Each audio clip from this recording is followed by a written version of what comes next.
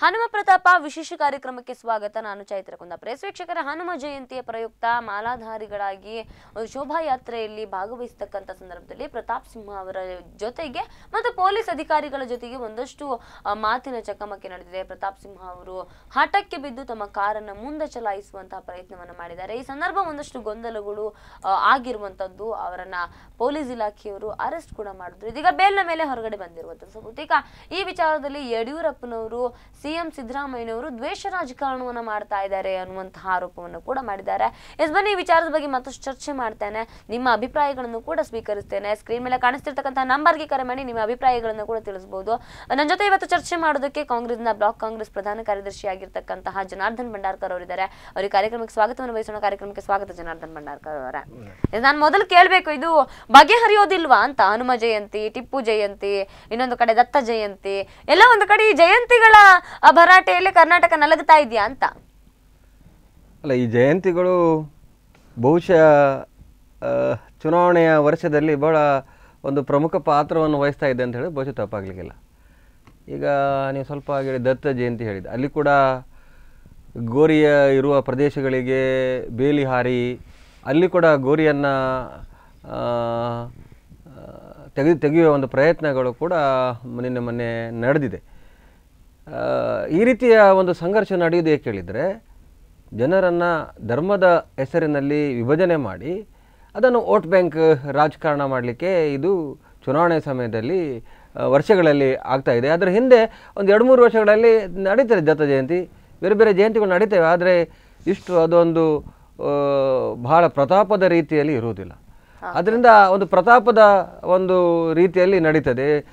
ಸಮಾಜೋತ್ಸವಗಳಿರ್ಬೋದು, ಇದೆಲ್ಲವೂ ಕೂಡ ಚುನಾವಣೆಯ ವರ್ಷದಲ್ಲಿ ನಡೆಯುವುದು ಇದು ಕಳೆದ ಕೆಲವು ವರ್ಷಗಳಿಂದ ಇದು ಸ್ವಾಭಾವಿಕವಾಗಿ ಹೋಗಿದೆ. ಆದ್ರೆ ಈ ಬಾರಿ ಎಲ್ಲ ಒಂದ್ ಕಡೆ ಹನುಮ ಜಯಂತಿ ಉತ್ಸವದ ಸಂದರ್ಭದಲ್ಲಿ ಪ್ರತಾಪ್ ಸಿಂಹ ಅವರು ಮಾಡಿರ್ತಕ್ಕಂಥ ನಡವಳಿಕೆಗಳಿರ್ಬೋದು, ಅದರಿಂದ ಆಗಿರ್ತಕ್ಕಂಥ ಕೇಸ್ಗಳು, ಒಂದಷ್ಟು ಆರೋಪಗಳು ಕೂಡ ಕೇಳಿ ಬರ್ತಾ ಇದೆ. ಸೊ ಆ ವಿಚಾರವಾಗಿ ಏನ್ ಹೇಳ್ತೀರಾ? ಪ್ರತಾಪ್ ಸಿಂಹ ಬಗ್ಗೆ ಹೇಳಬೇಕಾದ್ರೆ, ಅವರೊಬ್ಬರು ಖ್ಯಾತ ಅಂಕಣಗಾರ, ಅಷ್ಟೇ ಅಲ್ಲದೆ ಮೈಸೂರಿನ ಸಂಸದರು ಕೂಡ. ಹೊಣೆಗಾರಿಕೆ ಇದೆ, ಜವಾಬ್ದಾರಿ ಇದೆ. ಇವತ್ತು ಸಾಂವಿಧಾನಿಕವಾದ ಒಂದು ಹುದ್ದೆಯಲ್ಲಿ ಇದ್ದಾರೆ. ನಾವೊಂದು ಸಾರ್ವಜನಿಕ ಜೀವನದಲ್ಲಿರುವಾಗ, ನಾವೊಬ್ಬರು ಜನಪ್ರತಿನಿಧಿ ಆಗಿರುವಾಗ, ನಮ್ಮ ಭಾಷೆ, ನಮ್ಮ ಆಚಾರ ವಿಚಾರಗಳಿರ್ಬೋದು, ನಮ್ಮ ನಡೆ ನುಡಿಗಳಿರ್ಬೋದು, ನಮ್ಮ ಕೃತಿಗಳಿರ್ಬೋದು, ಇದನ್ನು ಜನ ಗಮನಿಸ್ತಾರೆ, ನೋಡ್ತಾರೆ ಎಂಬ ಪರಿಜ್ಞಾನ ನಮಗಿರಬೇಕು. ಇವತ್ತು ಅವನ ಘಟನೆಯ ಬಗ್ಗೆ ನಾನು ಹೇಳೋದಾದರೆ, ಏನು ಹನುಮ ಜಯಂತಿ ಮಾಡ್ತಾರೆ, ಏನು ಶೋಭಾಯಾತ್ರೆಗಳು ಮಾಡ್ತಾರೆ, ಅದಕ್ಕೆ ಪೊಲೀಸ್ ಅವರು, ಇಲಾಖೆಯವರು, ವರಿಷ್ಠಾಧಿಕಾರಿಗಳು ಅನುಮತಿಯನ್ನು ಕೊಟ್ಟಿದ್ದಾರೆ. ಈಗ ಕೆಲವು ಸಂದರ್ಭಗಳಲ್ಲಿ, ಕೆಲವು ಏರಿಯಾಗಳಲ್ಲಿ, ಕೆಲವು ಉತ್ಸವಗಳು ಅಥವಾ ಈ ರೀತಿಯ ಧಾರ್ಮಿಕ ಸಮಾರಂಭಗಳು ನಡೀತಾ ಇರುವಾಗ ಯಾವುದೇ ರೀತಿಯ ಅಹಿತಕರ ಘಟನೆ ನಡೆದರೆ ಅದರ ನಂತರದ ಏನು ವರ್ಷಗಳಲ್ಲಿ ಇಲಾಖೆ ಜಾಗರೂಕತರಾಗ್ತಾರೆ, ಅವರು ಅಲ್ಲಿ ನಿರ್ಬಂಧವನ್ನು ವಹಿಸ್ತಾರೆ. ಆ ಒಂದು ಪ್ರದೇಶಕ್ಕೆ ಮೆರವಣಿಗೆ ಬರದೆ ಬೇರೆ ಒಂದು ಮಾರ್ಗಸೂಚಿಯನ್ನು ಕೊಡ್ತಾರೆ. ಮಾರ್ಗಸೂಚಿಯನ್ನು ಏಕೆ ಕೊಡೋದವರು? ಯಾವುದೇ ರೀತಿಯ ಆತಂಕಗಳಾಗಬಾರ್ದು, ಈ ಮೆರವಣಿಗೆ ಸಾಂಗವಾಗಿ ನಡಿಬೇಕೆಂಬ ಒಂದೇ ಉದ್ದೇಶದಿಂದಲ್ಲ ಅಧಿಕಾರಿಗಳು ಕೊಡೋದು. ಅದನ್ನು ಧಿಕ್ಕರಿಸಿ ಇದು ಕಾನೂನನ್ನು ಕೈಗೆತ್ತಿಕೊಳ್ಳೋದು ಪ್ರತಾಪ್ ಸಿಂಹರದು ಎಷ್ಟು ಸರಿ ಅಂತ ನಾನು ಕೇಳಲಿಕ್ಕೆ ಇಷ್ಟಪಡ್ತಾ ಇದ್ದೇನೆ. ಇವತ್ತು ಏನು ಆ ಒಂದು ಪ್ರದೇಶಕ್ಕೆ ಆ ಜಾಗದಲ್ಲಿ ಮಾರ್ಗದಲ್ಲಿ ಹೋಗಬಾರ್ದಂತ ಬ್ಯಾರಿಕೇಡನ್ನು ಹಾಕಿದ್ರು ಕೂಡ ತಾನೇ ಕಾರನ್ನು ಚಲಾಯಿಸಿ ಬ್ಯಾರಿಕೇಡ್ ಮೇಲೆ ತೆಗೆದುಕೊಂಡು ಹೋಗೋದು, ಈ ದಾರ್ಷ್ಯ, ಈ ಪ್ರತಾಪ ಎಷ್ಟು ಸರಿ ಅಂತ ನಾನು ಹೇಳಿಕೆ ಇಷ್ಟಪಡ್ತಾ ಇದ್ದೇನೆ. ಆದ್ರೆ ಯಡಿಯೂರಪ್ಪನವರು ಆರೋಪ ಮಾಡ್ತಾ ಇದ್ದಾರೆ, ಎಲ್ಲೊಂದು ಕಡೆ ಸಿಎಂ ಸಿದ್ದರಾಮಯ್ಯನವರು ದ್ವೇಷ ರಾಜಕಾರಣವನ್ನ ಮಾಡ್ತಾ ಇದ್ದಾರೆ ಅಂತ. ಬಹುತೇಕ ಸಂದರ್ಭಗಳಲ್ಲಿ ಸಿಎಂ ಸಿದ್ದರಾಮಯ್ಯನವರು ಕೂಡ ಇದರಿಂದ ಹೊರತಾಗಿಲ್ಲ. ಹಿಂದೆ ಶಂಕರ್ ಬಿದರಿ ಅವರು ಪೊಲೀಸ್ ಅಧಿಕಾರಿ ಆಗಿದ್ದಂತ ಸಂದರ್ಭದಲ್ಲಿ ಅವರ ಮೇಲೆ ಕೂಡ ತಳ್ಳಾಟಗಳನ್ನ ಮಾಡಿದ್ರು ಸಿದ್ದರಾಮಯ್ಯನವರು. ಬಹುಶಃ ಯಡಿಯೂರಪ್ಪನವರು ಕೂಡ ಪ್ರಶ್ನೆ ಮಾಡ್ತಾ ಇದ್ದಾರೆ, ಮುಖ್ಯಮಂತ್ರಿಗಳಿಗೆ ಇದನ್ನು ಕೇಳುವಂತ ನೈತಿಕತೆ ಇಲ್ಲ ಅಂತ. ಅದಕ್ಕೇನು ಹೇಳ್ತೀರಾ? ನೋಡಿ, ಇವತ್ತು ಜನಪ್ರತಿನಿಧಿಯಾಗಿದ್ದ ಪ್ರತಾಪ್ ಸಿಂಹರವರು ಪೊಲೀಸರು ಏನು ಮಾರ್ಗಸೂಚಿ ಕೊಟ್ಟಿದ್ದಾರೆ, ಏನು ಹನುಮ ಜಯಂತಿ ಶೋಭಾಯಾತ್ರೆಗೆ ಮೆರವಣಿಗೆಗೆ ಅವಕಾಶವನ್ನು ಕೊಟ್ಟಿದ್ದಾರೆ, ಅದು ಬಿಟ್ಟು ಬೇರೆ ತನ್ನದೇ ತಾನು ಹೇಳಿದ್ದೇ ಮಾರ್ಗದಲ್ಲಿ ಹೋಗಬೇಕು ಅಂತ ಇವತ್ತು ಹೋಗಿದ್ದಾರೆ. ಇವತ್ತು ಸಂಸತ್ ಸದಸ್ಯರೊಬ್ಬರು ಈ ರೀತಿ ಮಾಡೋದು ಎಷ್ಟು ಸರಿ? ಎಸ್ ಸರ್, ನಮ್ಮ ಜೊತೆ ಯುವ ಮೋರ್ಚಾದ ಶ್ರೀಶನ್ ನಾಯ್ಕ ಅವರಿದ್ದಾರೆ, ಅವ್ರ ಜೊತೆ ಮಾತನಾಡೋಣ. ಹಲೋ ಹಲೋ ಹಲೋ, ನಮಸ್ತೆ ಸರ್. ನಮಸ್ತೆ. ಎಸ್ ಸರ್, ಪ್ರತಾಪ್ ಸಿಂಹ ಅವರನ್ನ ಅರೆಸ್ಟ್ ಮಾಡಿ ಇದೀಗ ಬಿಡುಗಡೆ ಆಗಿದೆ. ಎಲ್ಲ ಒಂದ್ ಕಡೆ ಯಡಿಯೂರಪ್ಪನವರು ಆರೋಪ ಮಾಡ್ತಾ ಇರುವಂತದ್ದು ಸಿಎಂ ಸಿದ್ದರಾಮಯ್ಯನವರು ದ್ವೇಷ ರಾಜಕಾರಣ ಮಾಡ್ತಾ ಇದ್ದಾರೆ ಅಂತ. ಆದ್ರೆ ಎಲ್ಲ ಒಂದ್ ಕಡೆ ಮತ್ತೊಂದು ರೀತಿಯ ಪ್ರಶ್ನೆ ಕೂಡ ಬರ್ತದೆ. ಒಬ್ಬ ಸಂಸದರಾಗಿ ಅವರ ನಡ್ಕೊಳ್ತಿರ್ತಕ್ಕಂತ ರೀತಿ, ಪ್ರತಾಪ್ ಸಿಂಹ ಅವರು ನಡ್ಕೊಂಡಂತ ರೀತಿ ಎಷ್ಟು ಮಟ್ಟಿಗೆ ಸರಿ ಅಂತ, ಸೊ ಇದಕ್ಕೇನ್ ಹೇಳ್ತೀರಾ? ಪ್ರತಾಪ್ ಸಿಂಹ ಅವರು ಹನುಮಾನ್ ಜಯಂತಿಯ ಕಾರ್ಯಕ್ರಮಕ್ಕೆ ತಮ್ಮ ಕಾರ್ಯಕರ್ತರ ಒಟ್ಟಿಗೆ ಭಾಗವಹಿಸ್ಲಿಕ್ಕೆ ಹೋಗ್ತಾ ಇದ್ರು. ಅವರು ಸಂಸದರಾಗಿ ಅವರ ಒಂದು ಇದರಲ್ಲಿ ಒಂದು ಹಿಂದೂಗಳ ವಿಶೇಷವಾಗಿ ಆಚರಣೆ ಮಾಡ್ತಿರುವ ಒಂದು ಕಾರ್ಯಕ್ರಮ ಇದು ಹನುಮಾನ್ ಜಯಂತಿ. ಈ ಕಾರ್ಯಕ್ರಮಕ್ಕೆ ಹೋಗುವಾಗ ಈ ಪೊಲೀಸ್ನವರು ಅವರನ್ನು ಅಡ್ಡಗಟ್ಟಿ ಕಾರ್ಯಕ್ರಮಕ್ಕೆ ಹೋಗದಂತೆ ತಡೆಯುವುದು ಇದೊಂದು ಸಿದ್ದರಾಮಯ್ಯ ಅವರ ಏಕಪಕ್ಷೀಯವಾಗಿ ಇದೊಂದು ಅವರ ಧೋರಣೆ. ಹಾಗೇನೆ ಅವರು ಸಿದ್ದರಾಮಯ್ಯ ಅವರು ಕೇಸರಿ ಕಂಡ್ರೆ, ಇತ್ತೀಚೆಗಂತೂ ಕೇಸರಿ ಕಂಡ್ರೆ ಅವರಿಗೆ ತಿಳಿದಿದ್ದಾರೆ ಈಗ. ಮತ್ತೆ ಸಿದ್ದರಾಮಯ್ಯ ಅವರು ವಿಶೇಷವಾಗಿ ನಮ್ಮ ನೆತ್ತರಿನಲ್ಲೇ, ಅವರು ಹಿಂದೂಗಳ ನೆತ್ತರಿನಲ್ಲೇ ಗೋಲಿ ಹಾಕ್ತಿದ್ದಾರೆ ಎಂಬ ಈ 4 ವರ್ಷದಲ್ಲಿ ಸಾಧಾರಣ ಒಂದು ಹಿಂದೂಗಳ ಕೊಲೆಗಳನ್ನು ಮಾಡುವ ಮುಖಾಂತರ, ಅದನ್ನು ಪೊಲೀಸರನ್ನು ಇಟ್ಕೊಂಡು ಮುಚ್ಚಿ ಹಾಕುವ ಮುಖಾಂತರ ಬೇರೆ ಏನೂ ಕೆಲಸ ಮಾಡಲಿಲ್ಲ. ಬರೀ ಹಿಂದೂಗಳನ್ನು ಯಾವ ರೀತಿ ಇವರನ್ನ ಹದಗಟ್ಬಹುದು, ಅವರನ್ನು ಯಾವ ರೀತಿ ತೊಂದರೆ ಕೊಡ್ಬೋದು, ಅವರನ್ನು ಯಾವ ರೀತಿ ಅವರ ರಾಜಕೀಯಕ್ಕೆ ಬರದಂತೆ, ಯಾವುದೇ ಸಂಘಟನೆಗೆ ಕೆಲಸ ಮಾಡದಂತೆ ಯಾವ ರೀತಿ ತೊಂದರೆ ಕೊಡ್ಬೋದು, ಅಷ್ಟೆಲ್ಲ ತೊಂದರೆಗಳನ್ನು ಒಂದು 4.5 ವರ್ಷದಿಂದ ಕೊಡ್ತಾ ಇದ್ದಾರೆ. ಎಸ್, ಇದಕ್ಕೇನ್ ಹೇಳ್ತಾರೆ ಜನಾರ್ದನ್ ಭಂಡಾರ್ಕರ್ ಅವರೆಲ್ಲ ಒಂದು ಕಡೆ ಆರೋಪಗಳು ಬಹುತೇಕ ಒಂದು ಆಡಳಿತ ಪಕ್ಷವಾಗಿರ್ತಕ್ಕಂಥ ಸಂದರ್ಭದಲ್ಲಿ ಅವ್ರು ಮಾಡ್ತಾ ಇರುವಂತದ್ದು. ಸೊ ಇದಕ್ಕೇನ್ ಹೇಳ್ತೀರಾ? ಸರ್ಕಾರ ಏನು ಯಾರನ್ನು ಕೊಲೆ ಮಾಡಲಿಲ್ಲ ಸಿದ್ದರಾಮಯ್ಯನವರು. ಅವ್ರು ಹೇಳ್ತಾರೆ ಸಿದ್ದರಾಮಯ್ಯ ಹಿಂದೂಗಳನ್ನು ಕೊಲೆ ಮಾಡಿದ್ರು ಅಂತ. ಬೇರೆ ಧರ್ಮದವರು ಕೂಡ ಕೊಲೆ ಆಗಲಿಲ್ವೇ? ಕೊಲೆ ಬೇರೆ ಎಲ್ಲರೂ ಆಗಿದ್ದಾರೆ. ನಾವು ಜಾತ್ಯತೀತ ಒಂದು ಸಿದ್ಧಾಂತದಲ್ಲಿ ಸರ್ಕಾರವನ್ನು ನಡೆಸ್ತಾ ಇರುವವರು. ಯಾರು ಕೊಲೆ ಆದರೂ ಕೂಡ ಅದಕ್ಕೆ ಬೇಕಾದ ಕಾನೂನು ಇದೆ, ನ್ಯಾಯಾಲಯಗಳಿವೆ, ಅದು ಕೋರ್ಟ್ಗಳಿವೆ, ಅದನ್ನು ನೋಡ್ತೇವೆ. ನೀವು ಹಿಂದೂಗಳನ್ನು ಮಾತ್ರ ಕೊಂದಿದ್ದಾರೆ ಅಂತ ಹೇಳ್ತೀರಿ, ಅಲ್ಲಿ ಬೇರೆ ಧರ್ಮದವರು ಕೂಡ ಬೇರೆಯವರು ಕೊಂದಿದ್ದಾರೆ. ಅದು ಬೇರೆ ಬೇರೆ ಕಾರಣಗಳಿರ್ಬೋದು. ಅದಕ್ಕೋಸ್ಕರ ಅವರ ಮೇಲೆ ಗೂಬೆ ಕೂರಿಸೋದು ಇದು ಸರಿಯಲ್ಲ. ಮತ್ತು ಅದಕ್ಕೆ ಕೋರ್ಟ್ಗಳಿವೆ, ಅದೇ ನ್ಯಾಯ ತನ್ನದೇ ಆದ ಮಾರ್ಗದಲ್ಲಿ ಹೋಗ್ತಾರೆ. ಮತ್ತು ನೀವು ಹೇಳಿದ್ರಿ ಅವರು ಹನುಮಾನ್ ಜಯಂತಿ ಹೋಗ್ತಾ ಇದ್ರಂತ. ಇವತ್ತು ಏನು ಬ್ಯಾರಿಕೇಡ್ ಹಾಕಿ ಅಲ್ಲಿ ಆ ಪ್ರದೇಶದಲ್ಲಿ ಮಾರ್ಗದಲ್ಲಿ ಹೋಗಬಾರ್ದು ಮಾರ್ಗಸೂಚಿ ಕೊಟ್ಟಿದ್ದಾರೆ. ಅದನ್ನು ಬಿಟ್ಟು ಹೋದದ್ರಿಂದಲೇ ಅದು ಸರಿ ಅಂತ ಹೇಳಿದರೆ ಮತ್ತೆ ಏನು ಹೇಳಿಕೆ ಇಲ್ಲ. ಇರುವಂತ ಪ್ರಶ್ನೆ ಕೂಡ ಅಂತದ್ದೇ, ಸಂಸದರಾಗಿರುವಂತವರು ಮಾರ್ಗಸೂಚಿಗಳನ್ನ ಮೀರಿ ಹೋಗುವಂತದ್ದು ಎಷ್ಟು ಮಟ್ಟಿಗೆ ಸರಿ? ಅದು ಬ್ಯಾರಿಕೇಡ್ ಗಳನ್ನ ಕಾರಿನಿಂದ ತಳ್ಳಿಕೊಂಡು ಹೋಗತಕ್ಕಂತ ದಾಷ್ಟ್ಯವನ್ನ ಪ್ರದರ್ಶಿಸುವಂತದ್ದು ಎಷ್ಟು ಮಟ್ಟಿಗೆ ಸರಿ ಅಂತ ಭಾಗವಹಿಸಿದ್ರು.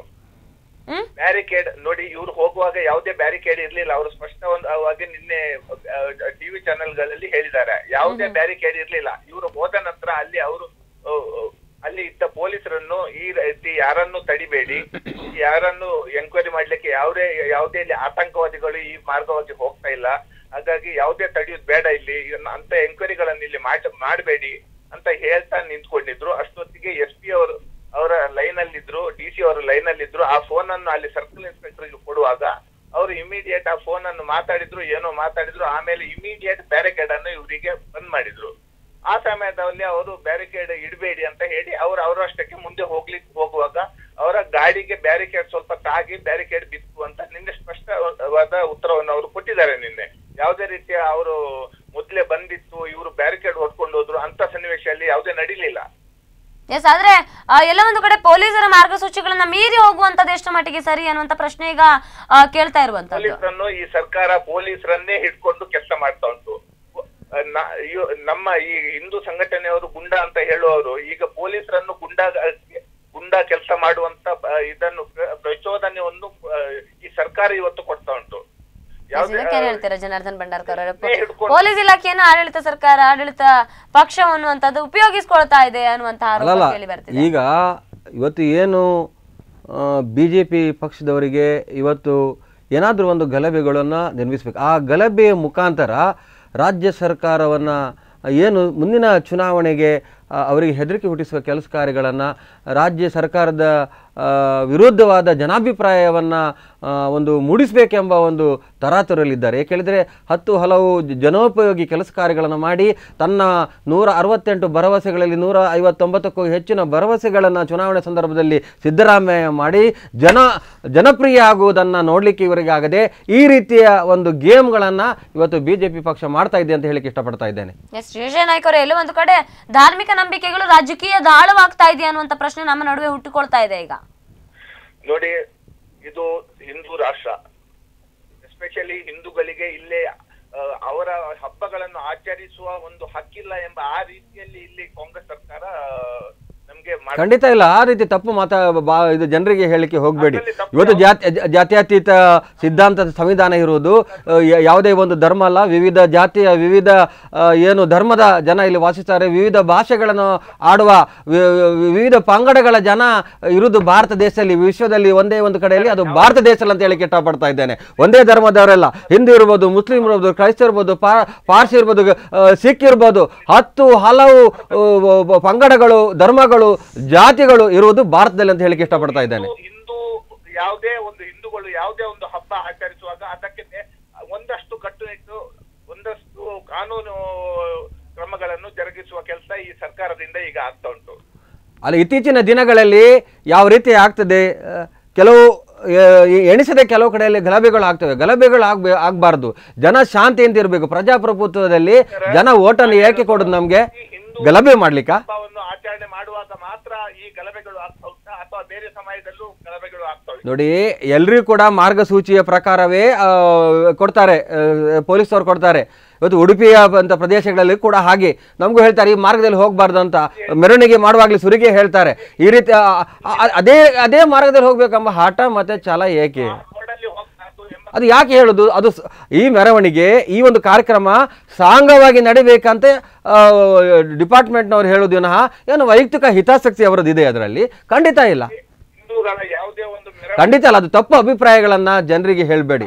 ಹಿಂದೂ ಮುಸ್ಲಿಂ ಅಂತಲ್ಲ, ಇವತ್ತು ನಾನು ಹೇಳಿದಲ್ಲ, ಹಲವು ಪಂಗಡಗಳು, ಹಲವು ಜಾತಿ, ಹಲವು ಧರ್ಮದ ಒಂದು ವಿವಿಧತೆಯಲ್ಲಿ ಏಕತೆಯ ಒಂದು ಸಂವಿಧಾನ ಮತ್ತೆ ಜನ ಇರುವುದು ಭಾರತ ದೇಶದಲ್ಲಿ, ಇಡೀ ಪ್ರಪಂಚದಲ್ಲಿ. ಅದನ್ನ ನಾವು ಗೌರವಿಸಬೇಕು, ಸಂವಿಧಾನವನ್ನು ಗೌರವಿಸಬೇಕು, ಸಂವಿಧಾನದ ಆಶಯಗಳನ್ನು ನಾವು ಗೌರವಿಸಬೇಕಂತ ನಾನು ಹೇಳಿಕೆ ಇಷ್ಟಪಡ್ತಾ ಇದ್ದೇನೆ. ನಾವು ಎಲ್ಲಾ ಧರ್ಮವನ್ನು ಗೌರವಿಸುವವರು, ಯಾವ ಧರ್ಮವನ್ನು ನಾವು ದ್ವೇಷಿಸುವುದಿಲ್ಲ. ಇದು ದ್ವೇಷಕ್ಕೆ ಕಾರಣವಾಗ್ತಾ ಇದೆ ಈ ಕಾಂಗ್ರೆಸ್ ಸರ್ಕಾರ. ಖಂಡಿತ ಇಲ್ಲ, ಅದು ತಪ್ಪು ಅಭಿಪ್ರಾಯಗಳು.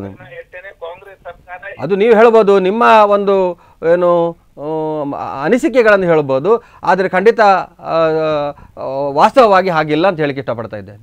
ನೋಡಿ ಸರ್, ಈದ್ ಮಿಲಾದ್ ಆಗುವಾಗ ಅವರದ್ದೇ ಆದ ಯಾವ ದಾರಿಯಲ್ಲಿ ಅವರು ಸಾಕ್ತಾರೆ ಆ ದಾರಿಯಲ್ಲಿ ಅವ್ರಿಗೆ ಖಂಡಿತ ಇಲ್ಲ.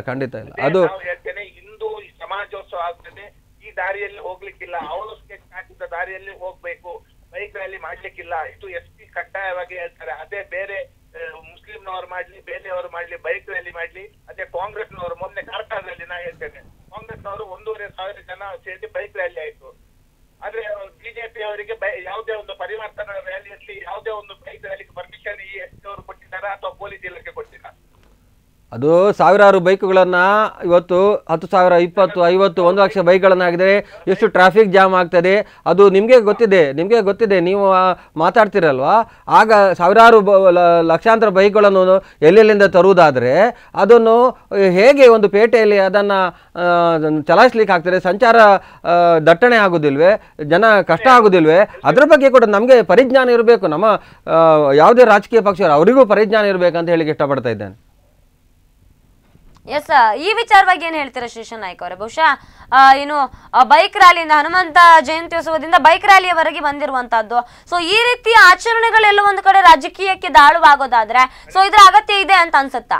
ನಾನು ಹೇಳುದು ಖಂಡಿತವಾಗಿಯೂ ನೋಡಿ, ಎಲ್ರಿಗೂ ಕಾನೂನು ಒಂದೇ ತರ ಮಾಡ್ಲಿ, ಪೊಲೀಸ್ ಇಲಾಖೆ ಎಲ್ರಿಗೂ ಒಂದೇ ರೀತಿ ನೋಡ್ಲಿ. ಅವರಿಗೆ ಸರ್ಕಾರ ಮತ್ತೆ ಯಾವುದೇ ಅವರಿಗೆ ಭೇದ ಭಾವ ಇರಬಾರ್ದು. ಸರ್ಕಾರ ಬರ್ತದೆ ಹೋಗ್ತದೆ, ಅದನ್ನು ಭೇದ ಭಾವ ಇಟ್ಕೊಳ್ಬಾರ್ದು. ಯಾವುದೇ ಅಧಿಕಾರಿಗಳು ಅವರದ್ದೇ ಕೆಲಸ ಅವರದ್ದೇ ಆದ ಚೌಕಟ್ಟಿನಲ್ಲಿ ಮಾಡ್ಲಿ. ನಾನು ಹೇಳುದು, ನಮ್ಗೊಂದು ಕಾನೂನು, ಕಾಂಗ್ರೆಸ್ನವರಿಗೊಂದು ಕಾನೂನು, ಹಿಂದೂ ಕಾರ್ಯಕರ್ತರಿಗೊಂದು ಕಾನೂನು, ಸಂಘ ಪರಿವಾರಕ್ಕೊಂದು ಕಾನೂನು. ಇದು ಯಾಕೆ ಮಾಡ್ತಾ ಉಂಟು? ಖಂಡಿತ ಇಲ್ಲ.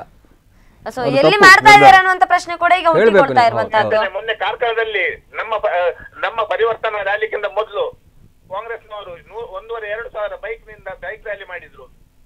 ಒಂದೇ ವಾರದಲ್ಲಿ ನಾನು ನನ್ನ ಯುವ ಮೋರ್ಚಾದ ಬೈಕ್ ರ್ಯಾಲಿಗೆ ನಾನು ಪರ್ಮಿಷನ್ ಕೇಳಿದ್ರೆ ಬೈಕ್ ರ್ಯಾಲಿ ಕೊಡ್ಲಿ ಆಗುದಿಲ್ಲ ಅಂತ ಎಸ್ಪಿ ಅವರು ಖಡಖಂಡಿತವಾಗಿ ಬರೆದು ಕೊಟ್ಟರು. ಆ ಬಗ್ಗೆ ಮಾಹಿತಿ ಇಲ್ಲ, ಗೊತ್ತಿಲ್ಲ ನಂಗೆ ಆ ಬಗ್ಗೆ ಮಾಹಿತಿ ಇಲ್ಲ. ಮಾಹಿತಿ ಇದ್ರೆ ನಾನು ಮಾತಾಡ್ತೇನೆ, ಗೊತ್ತಿಲ್ಲ. ಬಹುಶಃ ಶ್ರೀಶಾ ನಾಯ್ಕ ಅವರೇ, ಎಲ್ಲೋ ಒಂದು ಕಡೆ ಈ ರೀತಿ ದತ್ತಪೀಠ ಇರಬಹುದು ಅಥವಾ ಬಾಬಾ ಬುಡನ್ಗಿರಿ ಅನ್ನುವಂತ ಗೊಂದಲಗಳು, ಸೊ ಇದಕ್ಕೆಲ್ಲ ಫುಲ್ ಸ್ಟಾಪ್ ಯಾವಾಗ ಬೀಳುತ್ತೆ? ಸೊ ಜನರ ಧಾರ್ಮಿಕ ಭಾವನೆಗಳ ಜೊತೆ ಆಟವಾಡ್ತಕ್ಕಂಥ ಸಂಗತಿಗಳಿಗೆ ಯಾವಾಗ ಕೊನೆ ಬೀಳುತ್ತೆ ಅಂತ ನಿಮ್ಗೊಂದು ಹೇಳ್ತೇನೆ ಮೇಡಮ್. ನೋಡಿ, ಗುಜರಾತ್ ಅಲ್ಲಿ ಒಂದು ಗಲಭೆ ಆಯ್ತು.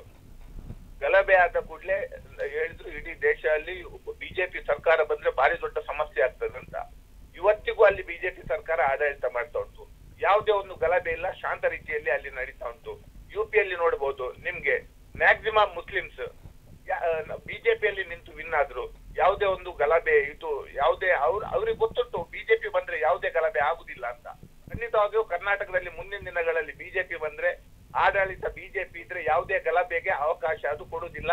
ಎಲ್ಲರೂ ಒಟ್ಟಾಗಿ ಜನರ ಎಲ್ಲರ ಸಹಾಯದಿಂದ ಒಳ್ಳೆ ರೀತಿಯಲ್ಲಿ ಜನ ಒಟ್ಟಾಗಿ ಜೀವನ ಮಾಡ್ತಾರೆ. ಆಗ ಈಗ ಗಲಭೆ ಮಾಡೋದು ಯಾರು ಹಾಗಾದ್ರೆ? ನೀವು ಅಧಿಕಾರಕ್ಕೆ ಬಂದ್ರೆ ಗಲಭೆ ಆಗುದಿಲ್ಲ, ಕಾಂಗ್ರೆಸ್ ಅಧಿಕಾರದಲ್ಲಿದೆ ಗಲಭೆ ಆಗ್ತಾರೆ. ಗಲಭೆ ಮಾಡೋರು ಯಾರು ಅಂತ ನೀವೇ ಹೇಳ್ಬೇಕು.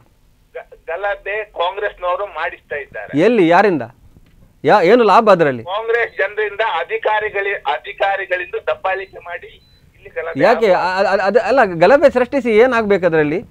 ಗಲಭೆ ಸೃಷ್ಟಿಸಿದರೆ ಶಾಂತಿ ಸುವ್ಯವಸ್ಥೆಗೆ ತೊಂದರೆ ಆಗ್ತದೆ.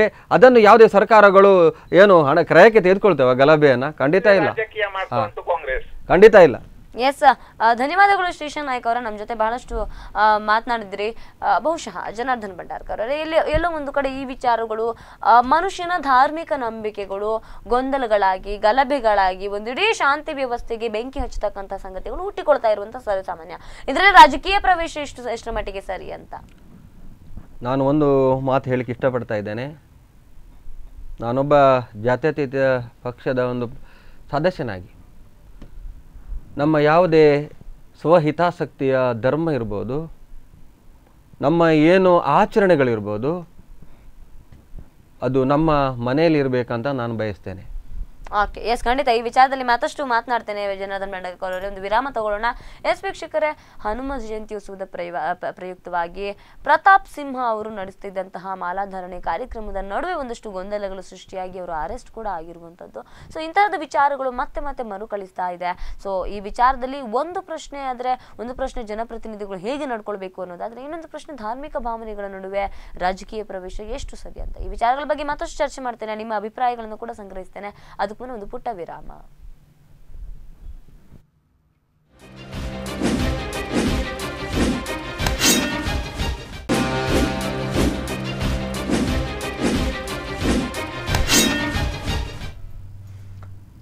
ರಾಮದ ಬಳಿಕ ಮತ್ತೊಮ್ಮೆ ಹನುಮ ಪ್ರತಾಪ ವಿಶೇಷ ಕಾರ್ಯಕ್ರಮಕ್ಕೆ ಸ್ವಾಗತ. ವೀಕ್ಷಕರೇ, ನಿಮ್ಮ ಕರೆಗಳನ್ನು ಕೂಡ ಸ್ವೀಕರಿಸ್ತೇನೆ. ಒಬ್ಬ ಸಂಸದರಾಗಿ ಪ್ರತಾಪ್ ಸಿಂಹ ಅವರು ನೋಡ್ಕೊಂಡಿರುವ ರೀತಿ ಮತ್ತು ರಾಜ್ಯ ಸರ್ಕಾರದ ಏನು ಆಡಳಿತದಲ್ಲಿ ನಡೀತಿರ್ತಕ್ಕಂಥ ಸಂಗತಿಗಳು, ಬಹುಶಃ ಇದೆಲ್ಲ ಒಂದು ಕಡೆ ಒಂದಕ್ಕೊಂದು ಸಿಂಕ್ ಆಗ್ತಾ ಇದೆ ಅಂತಂದ್ರೆ ತಪ್ಪಾಗ್ಲಿಕ್ಕಿಲ್ಲ. ಯಾಕೆಂತಂದ್ರೆ ಒಂದು ಕಡೆ ಆರೋಪಗಳು ಕೇಳಿ ಬರ್ತಾ ಇದೆ, ಖುದ್ದು BS ಯಡಿಯೂರಪ್ಪನವರೇ ಆರೋಪ ಮಾಡ್ತಾ ಇರುವಂತಹದ್ದು ಇದನ್ನು CM ಸಿದ್ದರಾಮಯ್ಯನವರ ದ್ವೇಷ ರಾಜಕಾರಣದ ಫಲ ಅಂತ. ಇನ್ನೊಂದು ಕಡೆ ಪ್ರತಾಪ್ ಸಿಂಹ ಅವರು ಏನು ದಾಷ್ಟ್ರದ ವರ್ತನೆಯನ್ನು ತೋರಿದ್ದಾರೆ ಅಂತಕ್ಕಂಥ ಮಾತುಗಳು ಕೂಡ ಕೇಳಿ ಬರ್ತಾ ಇರುವಂತದ್ದು. ಸೊ ಈ ವಿಚಾರ ಮತ್ತಷ್ಟು ಚರ್ಚೆ ಮಾಡ್ತೇವೆ. ಬನ್ನಿ ಜನಾರ್ದನ್ ಭಂಡಾರ್ಕರ್ ಅವ್ರ ಹತ್ರ ಮಾತನಾಡೋಣ. ಜನಾರ್ದನ್ ಭಂಡಾರ್ಕರ್ ಅವರು, ಈ ವಿಚಾರದಲ್ಲಿ ಬಹುಶಃ ಎಲ್ಲೋ ಒಂದು ಕಡೆ ಏನು ರವಿ ಡಿ ಚನ್ನಣ್ಣನವರು ಇರ್ಬೋದು, ಅಣ್ಣಾಮಲೈ ಅವರು ಇರ್ಬೋದು, ಅವರು ಕೂಡ ಒಂದಿಷ್ಟು ಸ್ಪಷ್ಟನೆಯನ್ನು ಕೊಡುವಂತ ಪ್ರಯತ್ನವನ್ನ ಮಾಡಿದ್ರು ಈ ವಿಚಾರದಲ್ಲಿ. ಒಂದು ಏನು ಪ್ರತಾಪ್ ಸಿಂಹ ಅವರ ವಿಚಾರಗಳ ಜೊತೆಗೆ ಈ ದತ್ತಪೀಠದ ವಿಚಾರಗಳು ಕೂಡ ಈ ವಿಚಾರದಲ್ಲಿ ಎಲ್ಲೋ ಒಂದು ಕಡೆ ಗಲಭೆ ಆಗದಂತೆ ತಡಿಬೇಕು ಅಂತ. ಆ ವಿಚಾರದಲ್ಲಿ ಮತ್ತಷ್ಟು ಮಾತಾಡ್ತಾರೆ. ಒಂದು ಕರೆ ಇದೆ. ಹಲೋ ಹಲೋ ನಮಸ್ಕಾರ. ನಮಸ್ತೆ ಸರ್. ಇದು ಎಸ್ ಪೀರ್ ಮಹಮ್ಮದ್ ಅವರೇ, ಹೇಳಿ ಸರ್. ಇದೀಗ ಹಿಂದೂ ಮತ್ತು ಬಿಜೆಪಿ RSS ಅದಿದ್ದು ಹೇಳ್ತೇವಲ್ವಾ, ಎಲ್ಲಿ ಹಿಂದೂ ಎಂಬ ಹೆಸರು ಬಂದ ಕೂಡಲೇ ಬಿಜೆಪಿಯವರು ಮಾತ್ರ ಅಲ್ಲಿ ಹೋಗ್ತಾರೆ. ಯಾಕೆ ಕಾಂಗ್ರೆಸ್ ಅಲ್ಲಿ ಹಿಂದೂಗಳು ಇಲ್ವಾ?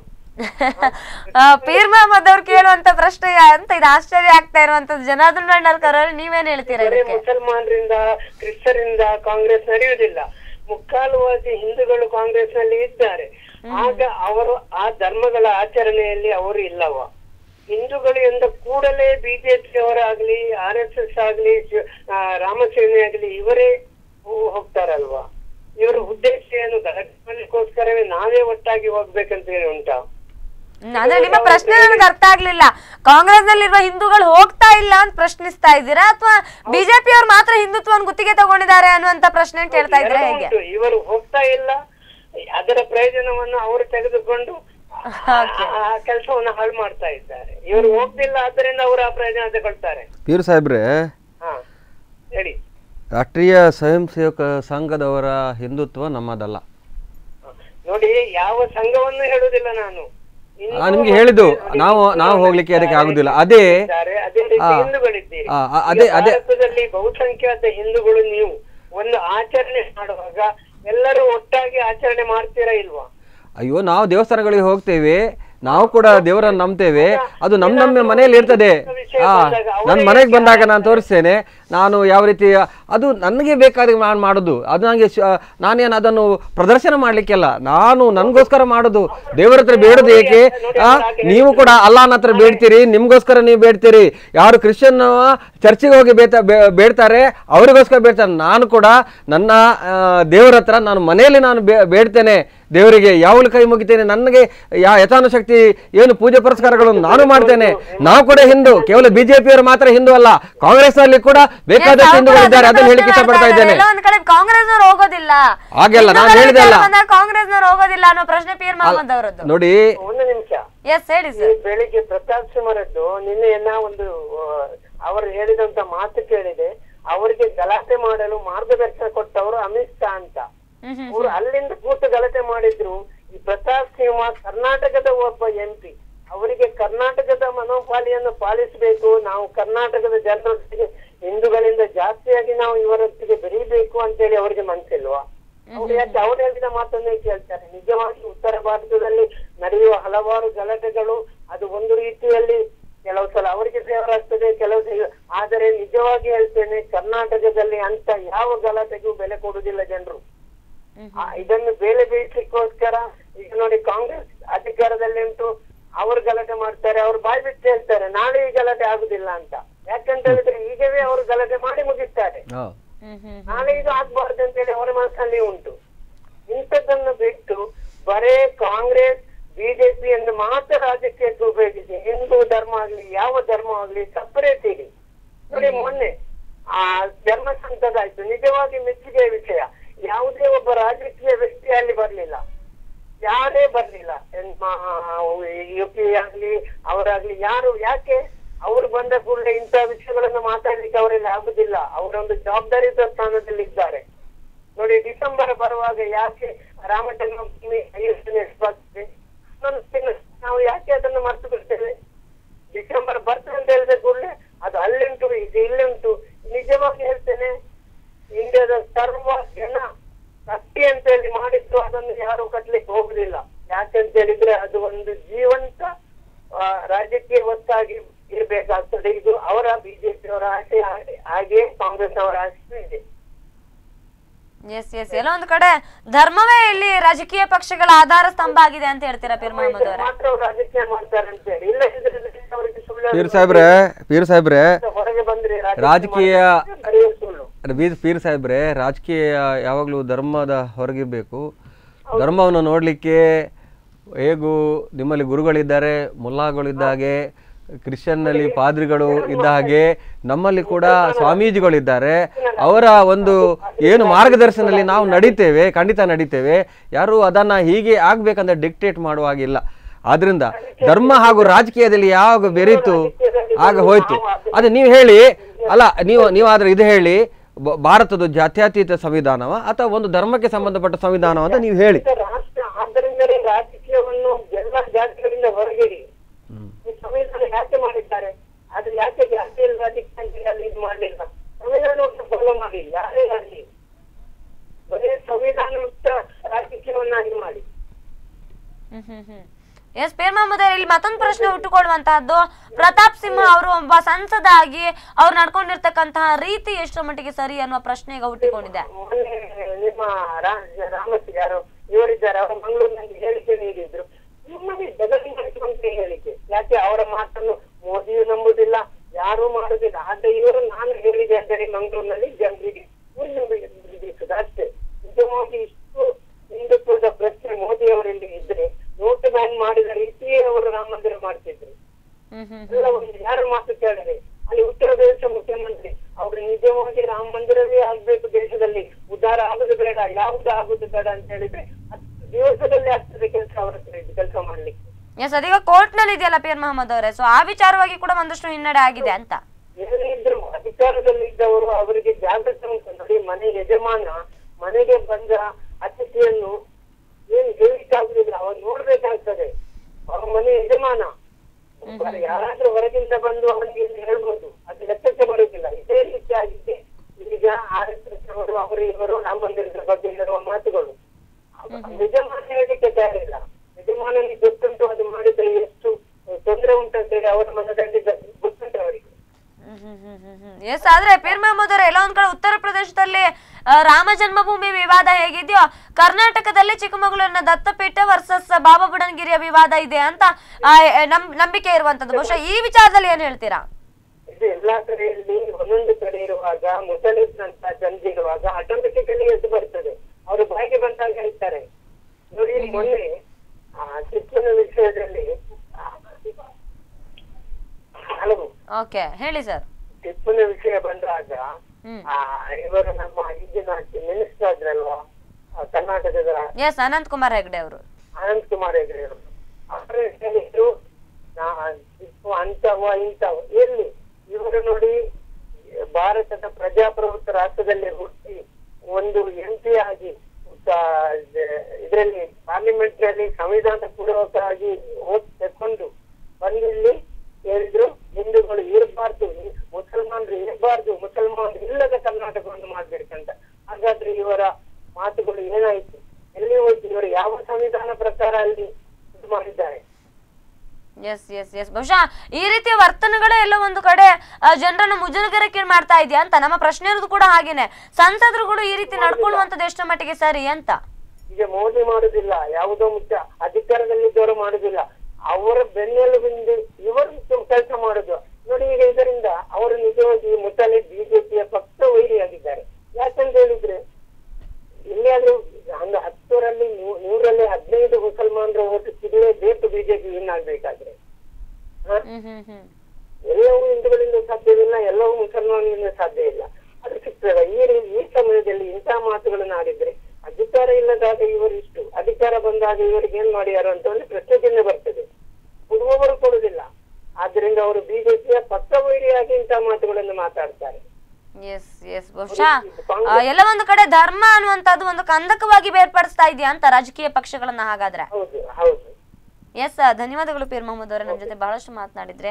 ಎಸ್, ಅವ್ರ ಮಾತುಗಳು ಕೂಡ ಎಲ್ಲೋ ಒಂದು ಕಡೆ ಒಂದು ರೀತಿಯಲ್ಲಿ ರಾಜಕೀಯ ಪಕ್ಷಗಳು ಧರ್ಮಗಳನ್ನ ಗೊಂದಲವನ್ನ ಸೃಷ್ಟಿ ಮಾಡೋದ್ರ ಮುಖಾಂತರ ನಿಂತಿದೆ ಅನ್ನುವಂತ ಮಾತುಗಳನ್ನ ಅವ್ರು ಹೇಳ್ತಾ ಇರುವಂತ. ಸೊ ಅದಕ್ಕೆ ಏನ್ ಹೇಳ್ತೀರಾ ಅಂತ?